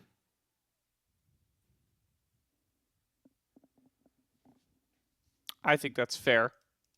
I think, yeah, I mean, it's just hard for me to look at. I like Nukes and Zev a lot as a bot lane. It's just so hard for me to like see them coming in here against some of these names like Fatakan Mixture and Instinct Diamond and feel like they're going to be able to escape this bottom lane. Right. It's Right. I don't think they're bad by any means. I no, just I don't think think they're when I bad. look across the table, it's like it's concerning. Yeah, Yeah. it is.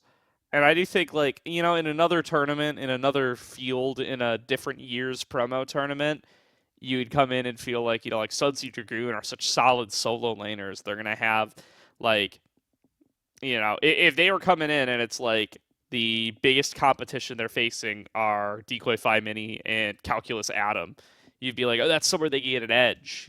They can, and Will's in that too, right? You could feel like, in another promo tournament, it would feel like they had an edge available to them.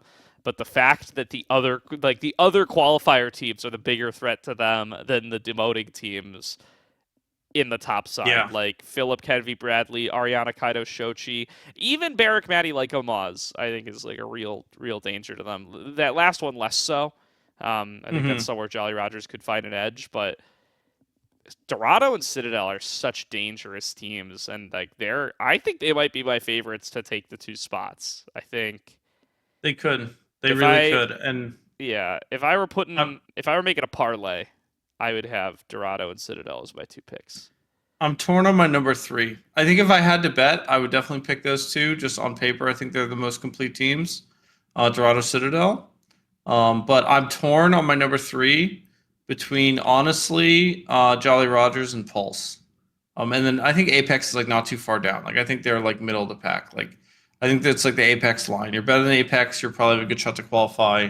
You're worse than Apex, you're probably not qualifying. So, it's tough. It's only a 6-team tournament. It's going to be very volatile. It's a lot of BO3s. It's BO3 until your qualifier match, or your elimination match, excuse me, then it's BO5. I think upper finals is still BO5 too. So, it'll be a lot. I think a lot of these teams are going to go through 2 BO3s, and then you got to run like double BO5 to get in. And so it'll be interesting to see who's sitting at the bottom of the qualifying match. If like Pulse can sneak by Dorado, or if like AMI can sneak by Citadel, you can have like a really tough bracket at the bottom there, right? It always comes down to like who makes it through losers, right? Because that's always the hardest match. Is the 2 and 3, basically, to get in the last spot. Yeah, when I look at this Jolly Rogers roster, I don't know. I do land in the same camp of I get excited about seeing some of these guys. Like you can do all the classic run-throughs of roster configuration where it's like veteran solo lanes, like a very proactive early game jungler and the classic new bottom lane. I'm glad that you guys shout out like Zev's progression as a player, and especially obviously Nuke's the role swap. It's like the new flavor. It's the new flavor in Tier 3, man. It's like we need more supports, man. Keep coming. If mid laners, junglers, like think about it. Yeah. Yeah. So awesome to see like I think Zev here, but I also am in the camp of it's just not the right promo tourney for a roster like this to make enough noise. But I'll dictate more of like how I feel about power ranking these teams once we like. I assume we're all gonna go through like how our brackets look as like the last thing, right? My olive branch as we kind of close on this team is if they make it, I think they got to win first round. I think first round super critical if they can get by the Dorado team. Not to get too into the bracket, but their path is like pretty good. I mean, we're done with the teams. I think their path is good if they can win first round. Like it's so critical to win first round. I think Dorado or Citadel could come in through lowers, but like you don't want to if you're on the power rankings, if you're 3rd or lower, just from everyone's like loose power rankings, you don't want to be lower bracket. You want to be as far in the tournament, high bracket as possible. It's going to be a knife fight in the bottom of the bracket. Sneak by somebody in a BO3. I'd much rather play Dorado in a BO3 than a BO5. And if you can sneak 2 wins, then you're playing Pulse, and then you're playing maybe Citadel or AMI or Cupid, right? Like you're feeling much more confident if you win that first round. Yeah, so getting into the bracket, right? Like this is what didn't want to get into too much when we were talking about AMIs, the first team. Is the flip they have a side of what you're bye. talking about, right? Is like, yeah, they have a bye, but I do think they are positioned in an unfortunate spot because, or a good spot depending on how you want to talk about getting tested in your first round matchup. I think we all have Citadel running over Cupid in the first BO3. So like AMI Citadel is going to be completely telling of how chalk you think the promo tournament's going to go in my mind. So I think that matchup's very fun. Early on, the most fun one to me, Dorado and Jolly Rogers played for the first promo spot, right? Like this was the best of 5, was Jolly Rogers versus Dorado Gaming. And I am going back to the X Factor point, right, for Dorado. This matchup everything went kind of according to what I expected, except top lane. That's what surprised me the most. Was that Fodcon and Mixture were doing their thing. Shochi versus Sudsy was kind of just null because like both guys are just vets that they know exactly what you're gonna get out of that mid lane matchup most of the time. Especially the champions you pick mid lane, they can always be kind of a farm off until you could get like Annie online far enough for Shochi, etc. 2 junglers again that are play. Well, Will and Kaido was very intriguing for a whole other reason. But the main thing that I saw was Ariana like took it to Dragoon, and that's what really made the series a pretty lopsided 3-1 in my opinion. So if you don't think a lot's going to change up between these two teams since they played, how much do you think they're going to level up? I see like Dorado and Citadel in really good spots to win that first matchup, and like you talk about, Sneezes, stay on the upper side of the bracket as long as they can. Mm-hmm. The only thing I'll say is like BO3 and BO5 is very different. So I think if you're gonna see upsets, it's gonna be in the first, second rounds, right? Like I wouldn't put past like AMI sneaking by Citadel. I wouldn't put past Jolly Roger sneaking by Dorado, or even Pulse sneaking by the winner of Dorado Jolly Rogers. Like you could definitely see an upset somewhere that'll make people nervous for the bracket.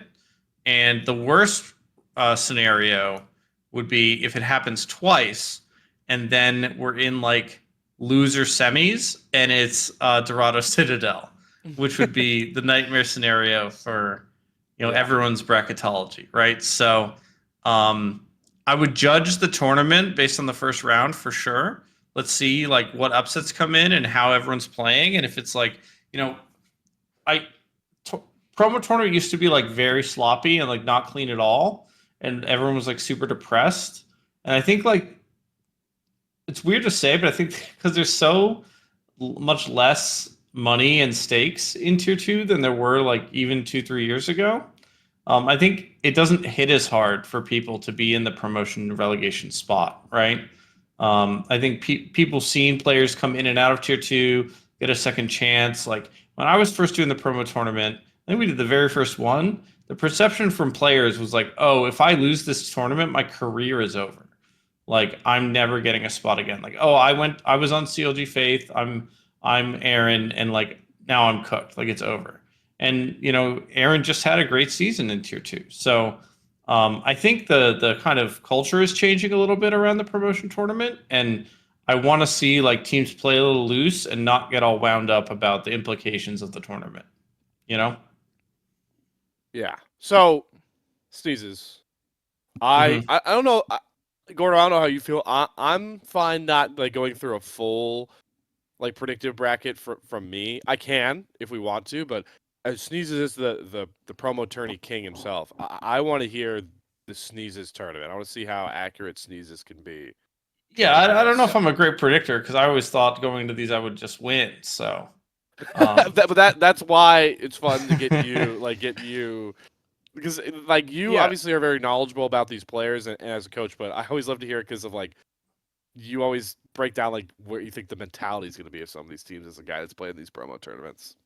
Yeah, I mean, I think Citadel and Dorado should consider themselves the favorites. I wouldn't be surprised if they're scrimming each other and maybe some NACL teams almost exclusively and denying scrims to everybody else to like keep info or keep reads away, which we used to do as well. The season I was on TFT, we made a scrim pact with Supernova near the end of the season when we knew we were both kind of on the relegation timeline, and we just scrimmed Supernova for like a month and maybe like one other team just to keep info away from the OQ teams. So teams do stuff like that around this tournament. I don't know how, maybe Nova's not like overthinking it. Maybe they're just chilling and they're just scrimming like maybe even a couple tier one. I hear like tier one might be doing some night blocks. So that'd be cool. But I think Citadel Dorado are going to be the best prepared. They're going to come in swinging. I expect Shochi to run the show in his game one. I expect Philip Kenvey, Instinct Diamond Bradley to crush it. Like, yeah, I'm kind of thinking like if it's first round, just like clean from the two favorites, then they're probably both going to promote somehow. But if there's an upset, that's where I get a little sweaty because then you could see like Pulse sneak through, and then you have like a weird like Pulse AMI upper, and one of them's guaranteed in, and now there's only one spot left for Dorado Citadel. Like it just kind of depends how the cookie crumbles, right? And then we saw this with the original OQ tournament, right? There were some very good teams that screwed up on the day in a BO3, and then they're in weird loser bracket territory where they have like the sweatiest BO5 of all time. So I think it's just like, how do the BO3s go? How are teams playing? Like loose, tight, nervous, whatever. And then, BO5 is always the test, right? You can't really cheese out of BO5. I've tried. It doesn't work. You just have to play your game, and if you're better, you'll win, and if you're worse, you'll lose. I don't think I've ever lost or won a BO5 where I was like, oh, wow, we were, the other side of better or worse team, right? Like if I win the BO5, it's like I knew we would win. We lose the BO5, like I knew we were kind of a little worse, right? So I think it's good that the qualification matches are all BO5. That's like the final thing I'll say. Yep. I agree. I mean, obviously, some BO3 upsets completely threw a wrench into things. Assuming we get a Citadel Dorado qualification match, I would expect Citadel to win and throw Dorado to the lower bracket qualification match. That lower bracket qualification match is where I get a little concerned, just because you're fresh off having lost a BO5. The other team has run the lower bracket, potentially They even want a the whole, BO5. yeah, Yep. like, and the way the lower bracket looks is that they've run an entire lower bracket. Like by definition, they've won 2 series in a row, so they have some momentum coming into there compared to the team that just lost. So there's something to be said about getting a little nervous at the lower bracket qualification match. I'm still gonna predict Citadel Dorado. I just could see Dorado being waiting in that lower bracket, and it's like, Ariana, Mixture, even Fatakan haven't really been in this position super much before, and, the momentum just catches up with you, and you lose out to an AMI or something, Power of Friendship, coming on through. Like, I could see a result like that, but Dorado Citadel will be my baseline prediction. Yeah, I'm going to be predicting that too, just because from like a historical standpoint, it's really cool that this will be the first time, I'm not mistaken, ever that with the promotion tournament format, like not talking about last qualifier where we had a bunch of new teams come in, right? When we're in the promotion tournament format, that it'll be the first time that 2 qualifier rosters take 2 NACL spots. We've had 1 and 1, we've had double defend, but we have not had both of the OQ rosters, if I'm correct, right? No, we had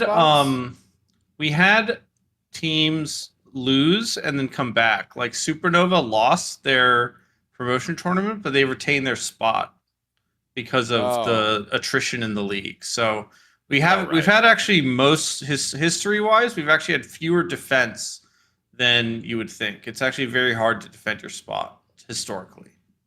I'm pretty sure, correct me if I'm wrong. I think Supernova actually lost in their OQ, and then because of attrition of other teams in the league, retain the spot. I'm pretty sure that's what happened. I think you're right, because I think I know of a certain famous moment that came from that loss.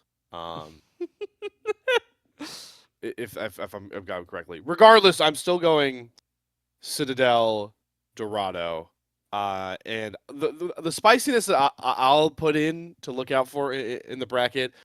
I don't think it's going to be Citadel Dorado in the first promotion match. I think it will be Citadel Pulse in the first best of 5. I think that's what's going to happen, and then Oh, really? yeah, and I do think that Dorado can make the run back from the lower bracket, but I don't think my 2 picks for the promotion tournament are going to play each other ever. Actually, I'm predicting no Citadel Dorado games. Interesting. Yeah, I mean, it's Interesting. possible. It's definitely possible.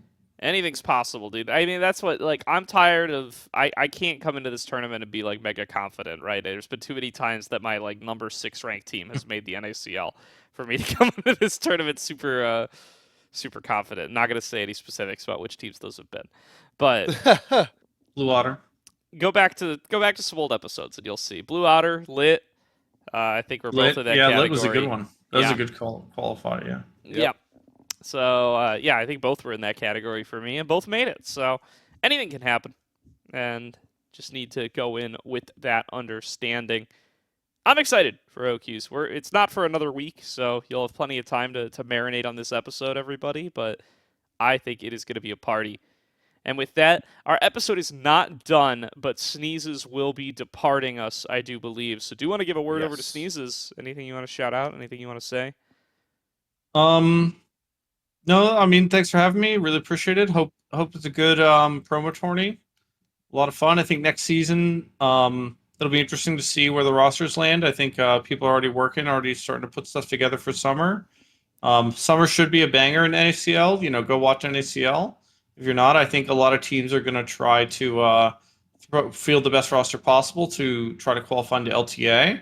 And shout out to Blue Otter, my homies, Thunderglow Phil, Kobe, and if you're an OQ team looking for next split, like, please sign a Josu, guys. Come on, what are we doing? This guy, like, hard carried Gravity with no reps and scrims. Like, can we please just sign this kid and, like, I can stop having to tweet every offseason about why he's not getting a job. Like, come on, guys. Let's be real. Thank you. Preach.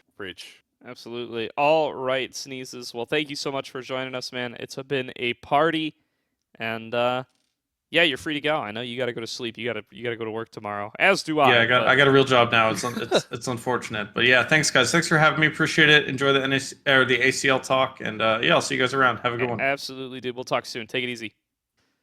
Welcome back, everybody. It's been a couple of minutes for us. Probably no time at all for you.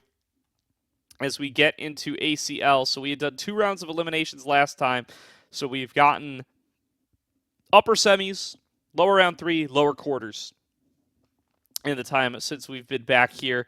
That's 6 matches, Slayer. Let's chat about them real quick and see where we find ourselves. So first things first, easiest match to talk about, Citadel versus DIH. DIH comes in, they have to... Do they FF this series? I thought they FF'd this series. Yeah, they FF this series, right? This series doesn't even happen? All right. I don't. That means there's 5 series to talk about. Yeah, yeah. So, okay, so well, this was yeah. I feel like if they played this series, we would have known because there would have been some sort of substitution, right? Like the revolving door would have happened again, and we would have had a notable sub-in or roster configuration, I would say. Yeah, Citadel versus Next Level Esports is the last game that has matches in it, and that was the previous match that Citadel played. So Citadel doesn't even happen. Good to get that out of the way. Other upper semis matchup, which tragically goes streamless just because of the way things broke out. Conviction Star take a 2-1 over Galaxy. These two have been going at it all season long, and Conviction has come out on top both times. That's Conviction, the number 2 seed, facing off against Citadel, the number 1 seed in the upper finals. Seeding comes out perfectly there. And Conviction Star just continue to put together the results. I mean, this is the Cupid Esports roster of Maddie Nightstar Pika Pika, but with Lawrence and Doxa instead. And they show up once again up against this Galaxy team that they've been battling with all season long. It's cool. I mean, again, like we talked about, for like some ball knowers, some people don't know. Like ball knowers know like what Doxa mid lane can do for you, and it really showed up in this series. I'm trying to load the draft to see, because I'm trying to recall what I'm being redirected to draft lol that doesn't exist. Okay, that's okay. Here, just go into the do the like match history things from like column A in the match history tab. Oh yeah. Yeah. Man. All right. Although those are the Okay, Galaxy Gaming Pookie Bear series. Don't want that. Want the Galaxy Conviction series. It's also another way I could do this from the Discord side. No, if I wanted to go dive into Yeah, you can go search them up on Discord as well. But here, I got the 3. So, yeah, game 1 is the Galaxy win. That is the Cozy Renekton game where he pops off super hard. And I mean, it really does feel like, I talked about this on stream when we had Galaxy on. Like, it feels like when the chips are down and this team is playing like close matches up against teams that are close to them in skill, they need Cozy to like show up and have a massive like carry game to be able to come out ahead. Otherwise, it feels like the kind of conflicts in style between like Ariandel, Kim Down, and an Ori B really start to show themselves. Like Crocodile, I feel like is pretty flexible. I feel like he plays whatever. But yeah, something about like the back half of this series, they just go for like, you know, it's like the Ariandel Azir with an Ori B, Kim Down playing Kalista Renata bot lane, and Cozy playing Scion, and that doesn't work. And then they run right back to it in game number 3. Cozy's on the Ornn that time, Crocodile on Skarner for double front line, and it's all about an Ori B on this scaling Sivir, and that also does not work for them. So, I don't know. Very interesting to see Galaxy go for this, I feel like. This deep into the season, it's kind of crazy that, like, that's their read on how to win against Conviction, is to play, like, tank tops and try to play front to back, right? Am I crazy? Yeah, I do think that this plays into, at least from the bot lane emphasis. This is what Anori B is trying to do. Like I know he made it a point talking to him a bit what the emphasis is on this ACL split before prepping for another OQ run, is that he wants to like open up, be able to in bigger spots open up his like champ pool and play kind of adverse to what we've grown up on him. Obviously, he gets denied like Draven a lot. Like it's hard for him to get Kalista games these days. So I applaud trying to play like, what's the opposite champion in bottom lane to Nori B style? Sivir, right? That's like a complete polar opposite champion. Him like playing these in big spots in like ACL matches, I can applaud that. But I do agree with you overall that not just from his aspect, but the rest of the team's chemistry or their identity, I would say better. Not a weird spot to go for double tanks on Kraken on Cozy, and it's just interesting. It's like don't get me wrong, I totally know why, and you know I don't know what their team culture is like or anything, but it's like I totally get why Nori B wants to be like, you know, give me the Sivir, I'm gonna scale, I'm gonna play for late, I'm not gonna get caught this time, I'm gonna clutch up and play it perfectly, and you know have a really rock solid marksman game. I get that. I'm surprised that Cozy is like, you got it, man. He goes for the Ornn. That's the wild one. That's the wild part. Is like I cannot. It's crazy to me that you. I mean, probably speaks well to Cozy's Cozy as a teammate, but it's crazy to me that in like game 3 situation against Lawrence, Cozy's like, yeah, man, give me the Ornn. Like you would think this is what, right? Like why? Yeah, that's just not what I expect out of him. No. We'll see. There's a non-zero chance that they face off again, because I think Galaxy's favored in the lower semis, and Citadel is favored in the upper finals, so there's a very good chance that there's a lower finals matchup coming up that is the 3rd time these teams will face off, this time at a BO5. Maybe we'll get to see that matchup once again. Would be a banger. Absolutely would be. Let's get to some lower bracket runs. Oh, So yeah. Here we go. Pookie Bear gets a 2-0 over Prosperity. This was a game on stream. Felt like it could have been closer. I think that game number 2, if I recall correctly, was closer. There's a pretty sick Lee Sin game out of Icelandic to try to keep Prosperity's season alive, and it just doesn't quite come together. And it No. ends up as a 2-0 for Pookie Bear. Just want to reiterate, I'm once again quite impressed with Sean in this series. He has a great Akali game in game number 1. That whole game is a bit of a slam, but his Akali's fantastic. NZT also has a ridiculous series. This dude's not even the listed starting jungler for Pookie Bear. But he is subbed for them so frequently that he is the one jungler on Pookie Bear that actually qualifies for All-Star voting. I brought this up. He's played enough games to be on All-Star voting, and no other jungler on Pookie Bear is in that category. But NCT goes 17, 1, and 19 this series across a Xin Zhao game and a Pantheon game. Just ridiculous. Ridiculous numbers. What a series from him. Yeah, I mean, all in all, very little criticism to have from that mid jungle. They really show up when they need to in a matchup up against Icelandic and Foles, and just feels like they get a little bit strangled out of it. I think Icelandic has a good series for Prosperity, and I think he is kind of the only one. I think everybody else struggles. I do want to applaud. This is Icelandic made it a big point to try and lead a team, and he did good. Try and I think he was for I don't want to dock the players on his team too much, but just looking at a roster like this and a guy like Icelandic who was playing these big CLOL spots not too long ago, to see him commit to a team and really take it, give his everything. It was really cool. So this was a really commendable split for Icelandic. I hope he comes away recognizing how much growth, just even as a leader, he really brought for this Prosperity team. But yeah, like you were talking about, it kind of just it felt like once they got one of these matchups against a team like Pookie Bears, this was going to be the result. I think that's fair.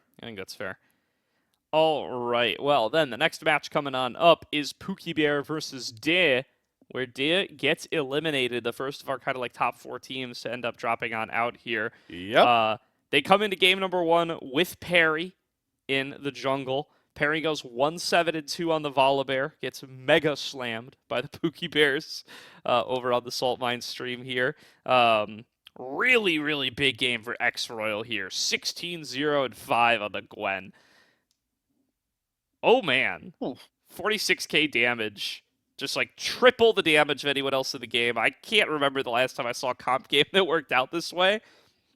Yeah, looking at the last 2 games of this series are kind of wild, wild post games to look at. Yeah, I mean, that was the first game. Sorry, yeah, the first. Sorry, the two Pookie Bear wins. Sorry, look at the 2 Pookie Bear wins in this series as just post game draft screenshots alone are hilarious. Like you're talking about, XRL 16-0. Sanch trying to lean into this the Mundo tech. It doesn't work if you. I'm just so surprised that I don't remember how the draft played out off the top of my head, but if you're gonna commit to playing this Mundo that's been terrorizing solo queue. Also, by the way, it's hilarious that this is the team that's doing it, the streamer team, Sanch. Yeah. Love your content, Sanch, but this is the angle. Oh yeah, Alois has been cosplaying Mundo and one tapping people on Korean solo queue. Guys, let's try it. If you're gonna do that, man, ban the fucking Gwen. You can't let. It's the one champion that totally counters this shit. What do they ban? They ban. I mean, they ban the X Royal Aurora, which you kind of need to ban. But yeah, I mean, then they ban. Yeah, Pantheon. Is Nico. banning X Royal Aurora more worth than just banning Gwen? I don't know. On red side, I don't know. But yeah, we talked about that game. Game 3. Gordo, this is a sub 25-minute game. Yes, it is. X Roll is 1 KP after his phenomenal game 1. He doesn't need to. This is game 2. Game 2, you mean? Oh yeah, sorry. This is game Yeah. 2. The game 2, that is the hilarious one, right? It's like Game 2 is the one where they just get slammed. So first of all, after game number 1, Perry's out. Done with by yeah. GOAT. Like Fucking by LCS hopeful Perry out of the roster. In with ACL finalist Vakin. To save this on the team, roster and he there was low-key like what, does it 3/5 Maryville? for a Yeah, game. the 3/5 roster, Yes. 3/5 Maryville roster Yes. finalist Vakin. Yeah, I mean that this game was just so gross. Like I was like, God, can we go next game? Once I saw this, like the early game roll out the way it did for this one, it's the worst nightmare, right? Like you give the team with Nico Nocturne an early lead. Good luck. What else am I supposed to say in this spot, right? Vakin super sub. I thought we were gonna have another Kryra-esque performance in the ACL, NACL to ACL, the super jungle sub, but it all came crashing down in the last game. Yeah, absolutely. Absolutely does. So, yeah, I mean, first of all, Who is it shout out again? to hang on, what's this guy's name? His username is 4River. We never actually get to see him play. Every time we've done Poogie Bear, it's been NZTN. Ben Leon Min, Bai Leon Min, seems to be their preferred tag. If it's something else, let me know. But Bai Leon Min has a pretty sickly sin game of his own here. He comes on in game number 3. Another X-Royal X-Royal masterclass. So X-Royal, let's do the stat line here. X-Royal goes in the winning games. He goes 25-0-18 in wins in this series. Yeah, and Sanchez 0-9-2 on the Scion. It's a rough night for Sanch, brother. It's a rough night for Sanch. I mean, shout out once again to Sean, who continues to impress me. Sean, 2-1 over Cat Evolved, bro. LS says this is the best mid lane prospect in North America, and he's been beaten by Sean. Best of three. Free my boy Hums, bro. I mean, like, I don't even know how he plays these games. Like, there's actually nothing for my AD carry to do. Oh, wait, there's a 8-0 Gwen coming out of lane? Well, shit, I can't do anything on Corki. What do you think I'm supposed to do on Corki? Yeah. Oh, I'm playing Scaling Sivir. I farm... How much farm does he have in this game? 316. He has 316 farm. He's out farming the Fed Ezreal. He gets 4 items deep. Oh, I have an 09 unsealed spellbook Scion top that got ran over by a Jace. Well, my game's over. You better hope that unsealed spellbook is getting you an exhaust, man. That's the most you're getting out of that Scion.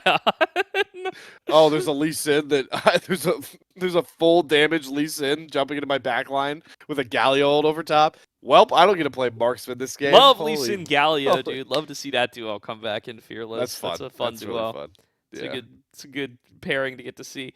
Yeah, so shout out to Pookie Bears. Now top 4 for Pookie Bears, getting themselves a best of 5. Yeah, I don't know. By the way, realizing that we did not do best of 5 for lower quarter this split, I think we're gonna fix that next split. Yeah, I feel like it should be where they start, right? Yeah. So something to clean up for next split. I wouldn't hate it. Yeah, hopefully we'll be able to do that. But I think it would have been nice if these were best of 5 series. But Poogie Bear comes out on top, so no complaints here from me. No hate to DIA, actually. I don't actually mind this DIA roster in ACL as much as I do in OQs. I still wish they had kept done. Like, I would just prefer teams keep the roster they played with regular season for ACL. I don't know. That shouldn't be a bold take, but I guess it is. Like, it's disappointing to me when teams like swap out their whole team when they don't really need to. Yeah, I mean, it's just like the reality of these NA like high level content creators in League is. I mean, we even saw it with like Near Airport when they were like going into they got into tier 2, they were hesitant to commit, and then they were like, even when they did commit, they're like, hey, there's gonna be times where not all 5 of us are gonna play. Like they've got big shit to do, and even like these guys like Sanch, like Dunn, like Hums, like there's just gonna be times where they've got stuff they need to prioritize. Well, that's the thing. So. If you got something else going on, that's kind of fine. Like, I'm fine with Next Level Esports bringing in Robbie Bob because Tooth Booth leaves to go and play for the. Well, I mean, I don't appreciate the team that Tooth Booth goes to play for, but but he goes to join a different OQ team, right? Like I don't. Yeah. At least I'm making an assumption. Maybe that's not the case, but Dunn though I think is just like I think gets benched because they want to run Cat Evolved and try to make OQs. But that's I don't know. That's outsider looking in assumption. But I don't know. That's my read on why I prefer one over the other. Anyway, getting into the other side of the lower round 3, Next Level Esports takes a 2-0 over Foxtrot.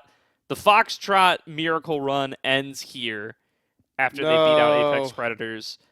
I still think they should be plenty happy with what they are able to do here. Like what a run from this Foxtrot team. Top 6, huge resume builder for all 5 of these players. I'm an Aquanic believer, baby. I was talking to you a little bit off recording. Like I did big stat polls for my All-Star ballot that I did last week. And you look at laning stats for a mid lane. No surprise, top of the board, Bradley. Up at the top with like 1k gold ahead at 15 usually. But number 2, and then it's a huge gap until number 3.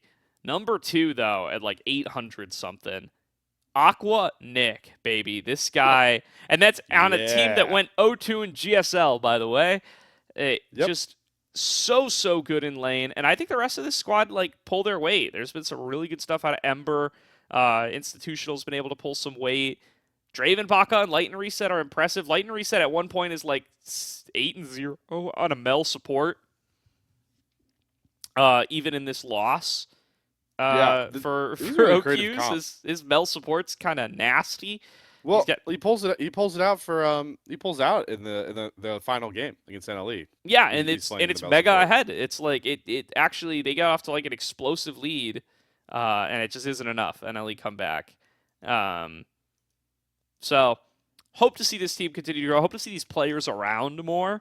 Like I don't know what it is with Aquanic. He like pops up and impresses the hell out of us, and then disappears for like two tournaments or something every time. So I hope that doesn't happen this time. I hope the Foxtrot boys are proud of what they've been able to do here. This was such a cool run from them. I'm so happy to see a team like this make top 6. This is like our little ducky getters. Yeah, that's true. It's our own little ACL ducky getters. For the NLE side of this, in this series, right? I don't want to get too far ahead talking about it, but looking back to the shortcomings with the Gravity team in OQ, because it's mostly Gravity with Fiji top, it was good to see them win a game coming back, because I think a lot of the time Gravity, and NLE they did later actually. They kind of like just over ego check and like lose fights that they really shouldn't be taking, or like when they're behind, they start to like panic force fights where like, oh yeah, we're the veteran team, we should be better, and like it's lost them games in bad spots. So to see them come back against a wacky comp that they weren't prepped for was very impressive to me. Unfortunately, it didn't last too long for the impressiveness of this NLE roster after this matchup. So yeah, definitely. And so let's get into that last matchup here. So Galaxy versus Next Level Esports. It is a 2-0 for Galaxy. I mean, we featured this on stream. Game number 1, absolute slam. I mean, Ariandel flies up the top, hits a huge falling star, it just ends the game. And like, the game ends at 28-30, but it felt like it was over pre-10. As definitely felt like it. I mean, both Sivir and Aurelion Sol are like 2-0 before turret plating's down. That is not a good sign. Robbie Bob Talia is not able to play the game. Not a good sign. You know what I really wish here is I wish we'd gotten to see the Sage Wabe version of Next Level Esports in this series. I know he's like traveling or something. So they run Kono. Kono, a newcomer as far as I can tell. I don't think I've ever seen this guy play before, so I don't want to shit on him too hard here, but tough spot. Feels like they're lacking a little bit of firepower in the bottom lane. I think if they had played with Kono all season long, I don't know that they make the run this far. So it's tough. But all in all, I mean, they put together a much better performance in game number 2. I think that's a lot more of what you expect out of your NLE. Yeah. Fiji's a big force in the front line. Kitsuo has a really sick Jarvan game. Love to see some Kitsuo Jarvan. Again, thanks to Full Fearless for letting that come through sometimes. And Robbie Bob has a really good Victor game as well.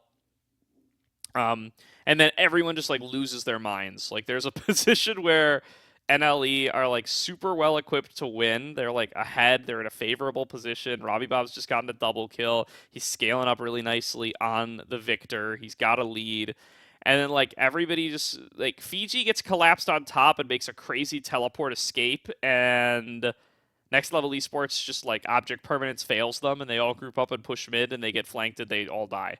And Fiji is That's outside what of the I'm fight talking at about, right? full HP on Scion, just like what the hell just happened to my team? My whole team just I pulled off the escape of a lifetime, and my whole team just ran it down mid. And then That's what happens to this team, man. Like there are huge spots that they just like mental, like their mental fizzles out, like or their brains fizzle out. It's like why are we here? Why are we here? Like it's just the worst spots. This game too was cool because there's like so many staple champions from these guys. Like you mentioned, Robbie Bob Victor like comes out in this game. We get like Fiji Scion. On the other side, Nori B. Draven. Nori B. Draven gets through. Cozy Rumble comes on. Like I think of Cozy as like a diabolical Rumble player. And he shows it this game for sure. Yeah, I mean it was disgusting. And then like Krakadon, he's good on like. Yes, Skarner's a tank, and we're just talking about him like playing double frontline, but more importantly, Skarner is like ultimate facilitator. And Krakadon is such a good facilitator early. Like he ends how many kills were there were 23 kills in this game? Like he was part of 20 of them. Shout out to Kim Down, also 23 kills in this game. He's a part of 20 of them. This it's just not a draft the Galaxy are gonna get a lot, but like when they get it, I called this out on cast. Like this is that draft that feels like it never happens with Galaxy. Yes. Or Gravity rather. Galaxy. Damn it. I keep mixing up these two teams. I had it right I'm switching you up because I keep calling NLE Gravity. I keep doing it too, dude. I've been doing it all season long. Don't worry. This is that one, like this is the draft that feels like it's impossible for Galaxy, you know? It's like somehow everybody's kind of playing their role and playing their part. And it's like, it's so difficult. It feels like they're always at odds with each other, right? Like, Ariandel wants to be on these scalers. Cozy wants to be on a carry top laner. Again, Krakadon feels like he can play whatever. I think he has a slight preference for, like, the kind of early game facilitator power junglers, like the Jarvans, the Xin Shaos, the Volibears, the Pantheons of the world. The Vi is in that category, too, I feel like. Like, stuff that can do damage and can fight early, but falls off later, and so needs to give the gold over to somebody else. Like I feel like those are the big Krakadon champs to me.